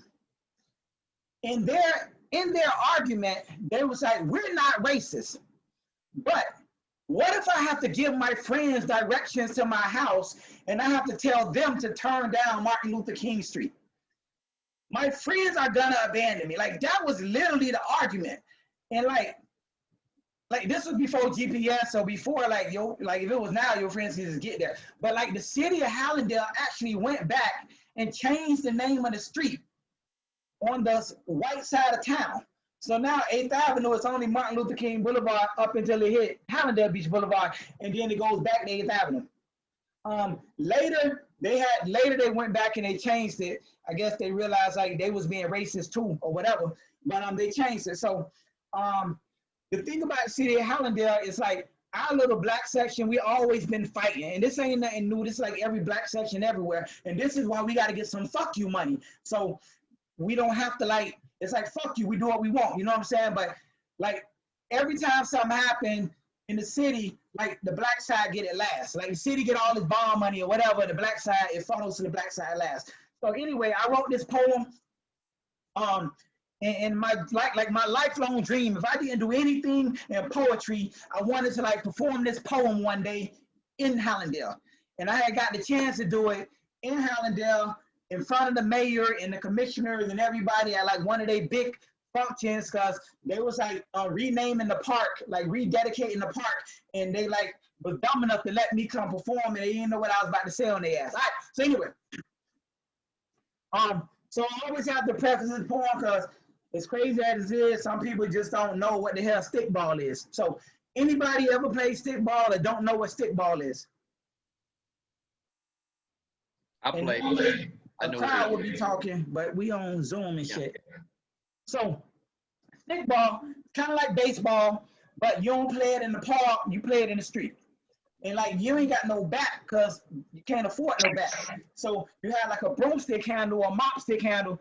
That's why we call it stickball, right? So it's a Saturday morning. These kids are playing stickball in the street, right? And so they getting ready. It's like all on. They like winding up, ready to bat. And so they standing right down, and they're like, "Hey, batter, batter," because the kid is winding up. And there's this lady, Miss Johnson. She's standing over, making sure the kids don't get hit up by no cars. She on the porch. And so the kid is about to pitch the ball. He pitches it. He's winding up like he the next Sammy Maguire, so somebody. Oh, it's this white Volvo was driving down the street. The lady was talking on her cell phone and drinking coffee. And so he hits the ball. Wah! It's flying. The other kid is running out like, I got it, I got it, I got it. The lady talking on the cell phone, I spilled her coffee and looks down. Right when the boy runs out in the street, the Johnson gets up and screams, "Oh my God!" The lady looks up, slams on her brakes. And it's like everything stops. And right now, you're probably wondering if the boy got hit by the car or not. But that ain't as nearly as important as the fact that you can guess with accuracy the race or nationality of the kids playing in the street on this block. Black or Hispanic. And we just take that for granted because any one of these light poles could be their end zone, finish line, or first base, depending on your sport of play. And me, I was just a typical 80s baby. Growing up in what I thought was post-segregation, only to find out that simply meant they no longer white only, black only, post-segregation, and living in Hallandale, Florida, it's like we really only had two parks to play in. And who would have thought inside these monkey balls and tether balls lied the evidence of discrimination, and the names of the parks are irrelevant to the purpose that they serve. So, as the old folks called it, we just say it's white park and black park, you know, for lack of a better word. And white park had 2 brand new swimming pools, and white park had 3 basketball courts, and white park had 2 baseball fields, and white park had clean indoor facilities. And oh, side note, y'all should see White Park now. They done built the whole damn YMCA at that shit. But anyway, Black Park, them same standards they failed to meet, but they did put speed bumps along 8th Avenue because, you know, people can't be driving fast when the kids are playing in the street, and these inequalities run deep, and everybody's got their hand in, from the mayor to civil engineers and city planners and so on. Unless you get rich like Bill Gates, you're going to be stuck here when they build these gates to keep us in. This so-called city project got minorities living up in these projects, and it gets scary because they might show you pictures of those Florida beaches on postcards, but believe me, every city in the Sunshine State got a black area. And it's right next to the warehouses and the cemeteries. It's like they playing in our streets. So that time, it's no wonder, oh shit. It's like they're playing in our streets. So that term wrong side of the track ain't just a figure of speech. There are unspoken boundaries all around me. Just go into any white or black community, compare and count the number of bus stops that actually have a bus bench for the elderly to sit. Then you tell me if the amount of dollars they spend truly makes sense, and these banks and finance companies use redlining and build an invisible fence, deny you a mortgage loan on anything outside the African-American residential zone, and the county property appraiser will strip our equity by undervaluing our homes. You need to tell them to leave your streets alone. And oh, by the way, the boy did not get hit by the car. Because when you grow up playing in the streets your whole life, you learn how to dodge. And I ain't talking about Durangos and neons. And I can't tell you how many times I played football on the road and scraped my knee on the concrete pavement. But what I do know is these Florida streets is filled with palm trees and racists. Confederate flag wavers where you go fuck yourself in an election quicker than masturbating in the town hall. It's like a PlayStation in the skies. It's like they're playing that game Sim City with real lives. And I ain't got the Yale conspiracy theory through the roof. I just use these pawn shops, rent to own, and pay their advance stores, and every block is proof. Because you can spend your check before you get it. as long as you stay in debt right where you living. It's like they playing in our streets. It's no wonder the red lights at 12 o'clock midnight would just blink and blink. It's like they wanted to remind you to stop. Don't let it cross your mind to cross these lines into their city limits. And as crazy as it sounds, at the age of 9, I never realized we were one jungle gym short of a playground. 2 seesaws away from equality. And if it take the city another 3 months to fix these potholes, we gonna have a problem. I'm talking about marches and picketing, signing petitions and boycotting businesses. Ali is spitting this for every town with a white and black paw, for every child whose knees done got scarred, for every game of stickball interrupted by cars, for this Dotson standing on watch. You need to call your elected officials and demand that they stop playing in our streets. Stop playing in our streets, and then maybe our kids will stop playing in the street. All right, thank y'all. That's been my time. I'm good. I'm tired. I'm sweaty. Back talk. Talk back. Talk back. Yeah. Talk back. Way to go. All right. All right. Yeah, I just remember how the poem started. Do it. Do it. Do it. Do it. Do it. Yeah, y'all want me to do one more? Yeah. Yeah. Oh, shit. Hold on. Hold on. Hold on. Oh. No, that's the name of the poem. Hold on. Oh. All right, so. No good. Ain't no good. All right, so, let me just say this. Just because I remember how it started don't mean I'm going to remember the whole damn thing. That's all right. That's all right. You got it in your head. You know, when you get these old age and gray hairs and shit, like, I don't know what happens to your memory. That shit, like, just goes. All right, so. I don't know what you're talking about, man. I mean, I'm about to rebut. I don't know what you're talking about. I ain't got shit up there. Okay, I hear you. All right, so. I think he loved poetry more than he loves her. Because he put his hands around these microphones more than he hugged her.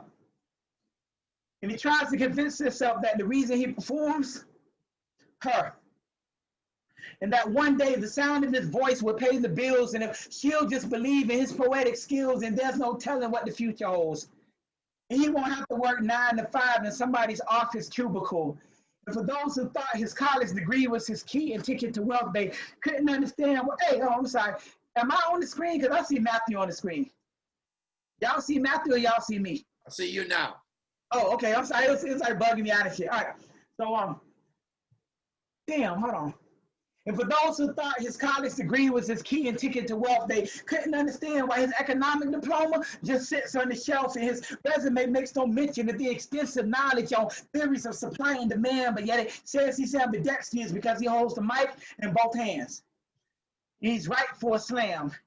And his pen paces the page the same way he graces the stage with style. He sees and seizes the opportunity with every crowd. Meanwhile, at home, favorite part of the day is kissing his kids and saying, Daddy's going to work. And sometimes Daddy goes to work with a briefcase. Sometimes it's a book bag. And the briefcase has papers and documents, but the book bag has CDs. And to a kid, CDs can be quite confusing. Especially when the parents always argue about poetry and music, and Daddy's always talking about this big picture and how mommy can't see it. And the kids think they know how Daddy feels because they was watching baseball one day and they're like, look, he's right there, and mommy still couldn't see the big picture. And she's like, that's not what he means, you don't understand. And she contemplates leaving her man because he puts his hands around these microphones more than he hugs her. And she swears to God that he loves that art form more than he loves her. Because he's always gone to someone's open mic, but he explains that if I could just sell 2 CDs tonight, that'll buy a pack of diapers and wipes and 7 to keep the phone on, so hold on. Because Def Jam might be calling. And he was away at a show when his daughter started crawling. And to tell the truth, he'll probably miss her first steps of walking and words of talking, but somehow a better tomorrow should mean it's all worth it. And when shopping, you won't have to worry about how much money's in your purse, and who knows, this next verse might be the one that gets the house purchase, so hold on. And this ain't just some poem. but the autobiographical of every poet that traveled from living room to center stage, from briefcase to book bag to open mic, hoping tonight might shine some light in open minds, and just maybe there's a record exec that'll see a future in spoken word, prose, and rhyme. So when I grab these mics, my soul is crying, and it don't matter if I bust my ass at a 9 to 5 or stand on stage spitting it line for line. I'll do it for the household to keep the bills paid and the lights on. Just give me 3 minutes and the slam and cut this mic on. I'll take it from here. And as for my family, I'll never love poetry as much as I love them, but I don't want to join the ranks of those with dreams deferred, living in the land that he could have been, and he should have been. So when I speak these words, I feel like birds flying south for the winter. Final destination unknown, but I know that I got to get there. And this moment ain't passed yet, so hold on, or at least don't let go is what I'm asking, because a better day gonna come, or I wouldn't be writing this. And sooner or later, we'll live in a world where the briefcase is not a requirement. And I don't mean retirement. 40-hour work weeks plus open mics at night is what inspires this. Daddy goes to work tireless to provide for his own. And no matter how many times I grab this mic, it'll never compare to the hugs that I get at home. I don't want to work with a briefcase for so long. So be patient as I give this book bag a chance. And hold on. All right, thank y'all. That's Yeah. All right, Ali. Thank you, brother. Thank Yeah. you, man. No. You blessed us tonight. Thank you, brother. Man. Just so you know, you did over an hour. Yay. How much time was that? Beautiful closing, too, man. Yeah. Thank you. That was good. Wow. Great choice. Wow. You sound like you have an You edge, got any Ali. time in it? Does anybody actually time to show? I said you spit like you have an age, brother. Oh, hi. Thank you.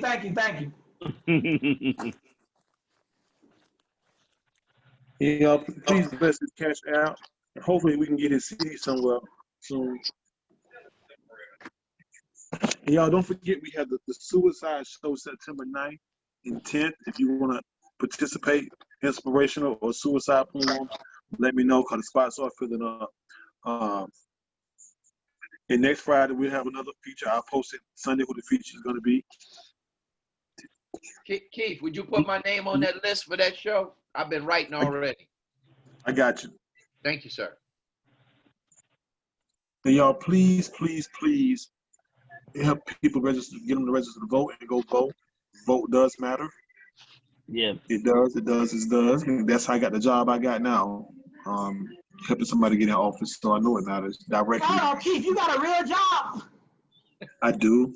Like you go there every day. I do. Hey, No, he like bruh. Has he verified that? He's like bruh man on Martin. He ain't got no job. Tommy. That's Tommy. Ooh. I'm sorry, Keith. You're probably gonna take my name off that list now. I messed up. I'm finna mute all y'all. Oh shit! Hey, shout out! I see my classmates from high school and shit on here. Y'all must have saw the Facebook post. Damn, Ernesto, what's the fuck? What's up, man? Kia, hey. What's up, bro? I just got excited. I looked at the gallery view. Nah, man, this is the first show I see. Thank you for coming, man. Bro, first show I see is gotta be like this, man. I mean, who's that talking? That's Ernesto. Like we go way back, like from elementary school and shit.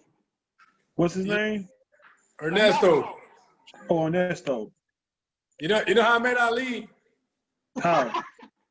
I had just come down from New York. I was a little kid in elementary school. And then Ali and some of his punk ass friends tried to jump me.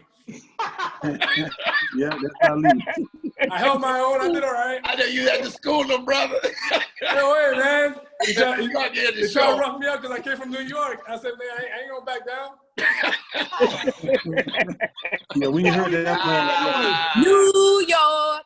You know what I mean? Brooklyn. All day. I was dropping bows, boy. Wow. Yeah, man. And I got jumped by this fool and his little punk ass crew, and I'm still friends with him. You see that? That's love right there, bro.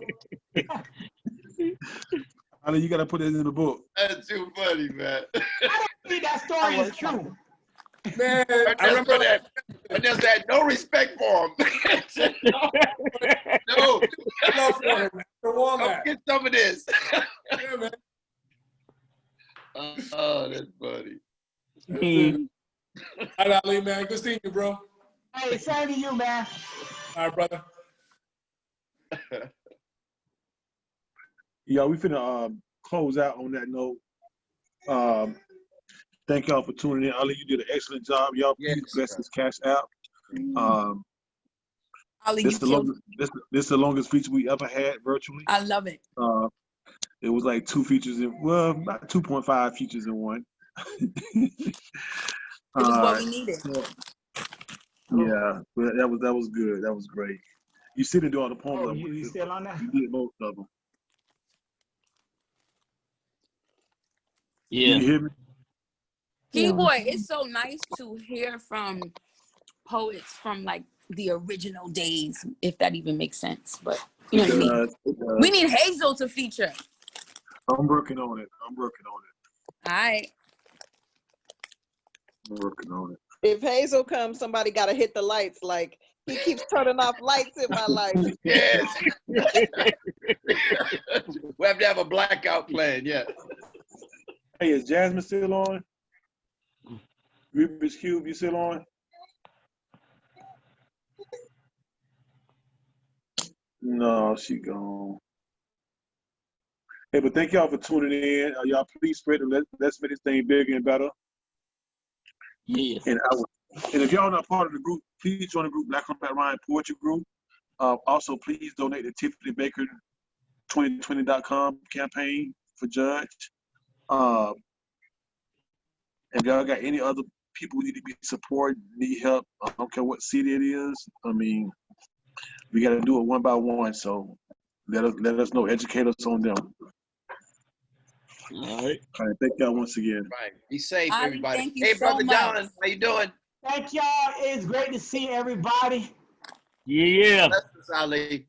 Tremendous. Y'all can stay on the talk if y'all want to. Yeah. I'm gonna hit you up, bro. Oh shit, y'all like actually sent me money for real and shit. Yeah. Damn, thank you. Yeah. Good night, everyone. Good Good night. night. Yeah. Yeah. Great job, Ali. Appreciate you, brother. Thank Excellent. You, man. I'm trying to see All what's on here.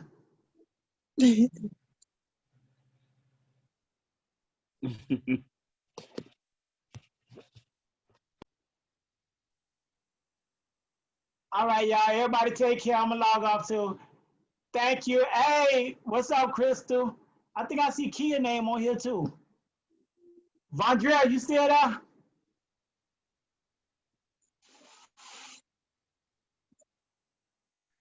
Yes, sir. What up? What up? Hey, y'all enjoyed it? Yeah, man, it's first time seeing you, bro. I appreciate that, though. That first poem was about me, though. I still ain't gonna get on there and spit nothing, but I know it's about me. Everybody say I should write, but yeah. Go ahead, take a stab at it. Nah, I'm good, but I just listen to you. That was dope, though.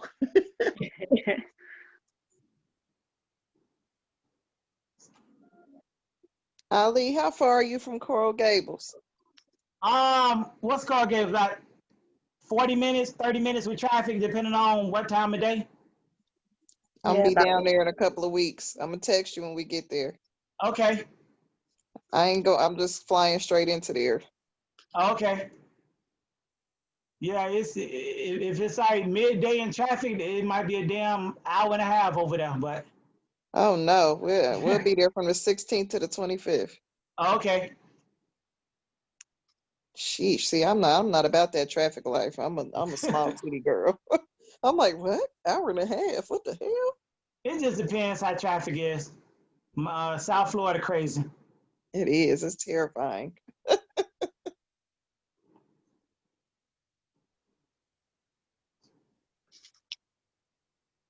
Who else in here? All right, y'all. Peace out. I'm about to get out. I got to get some rest and shit. Thank you, Keith, if he's still there.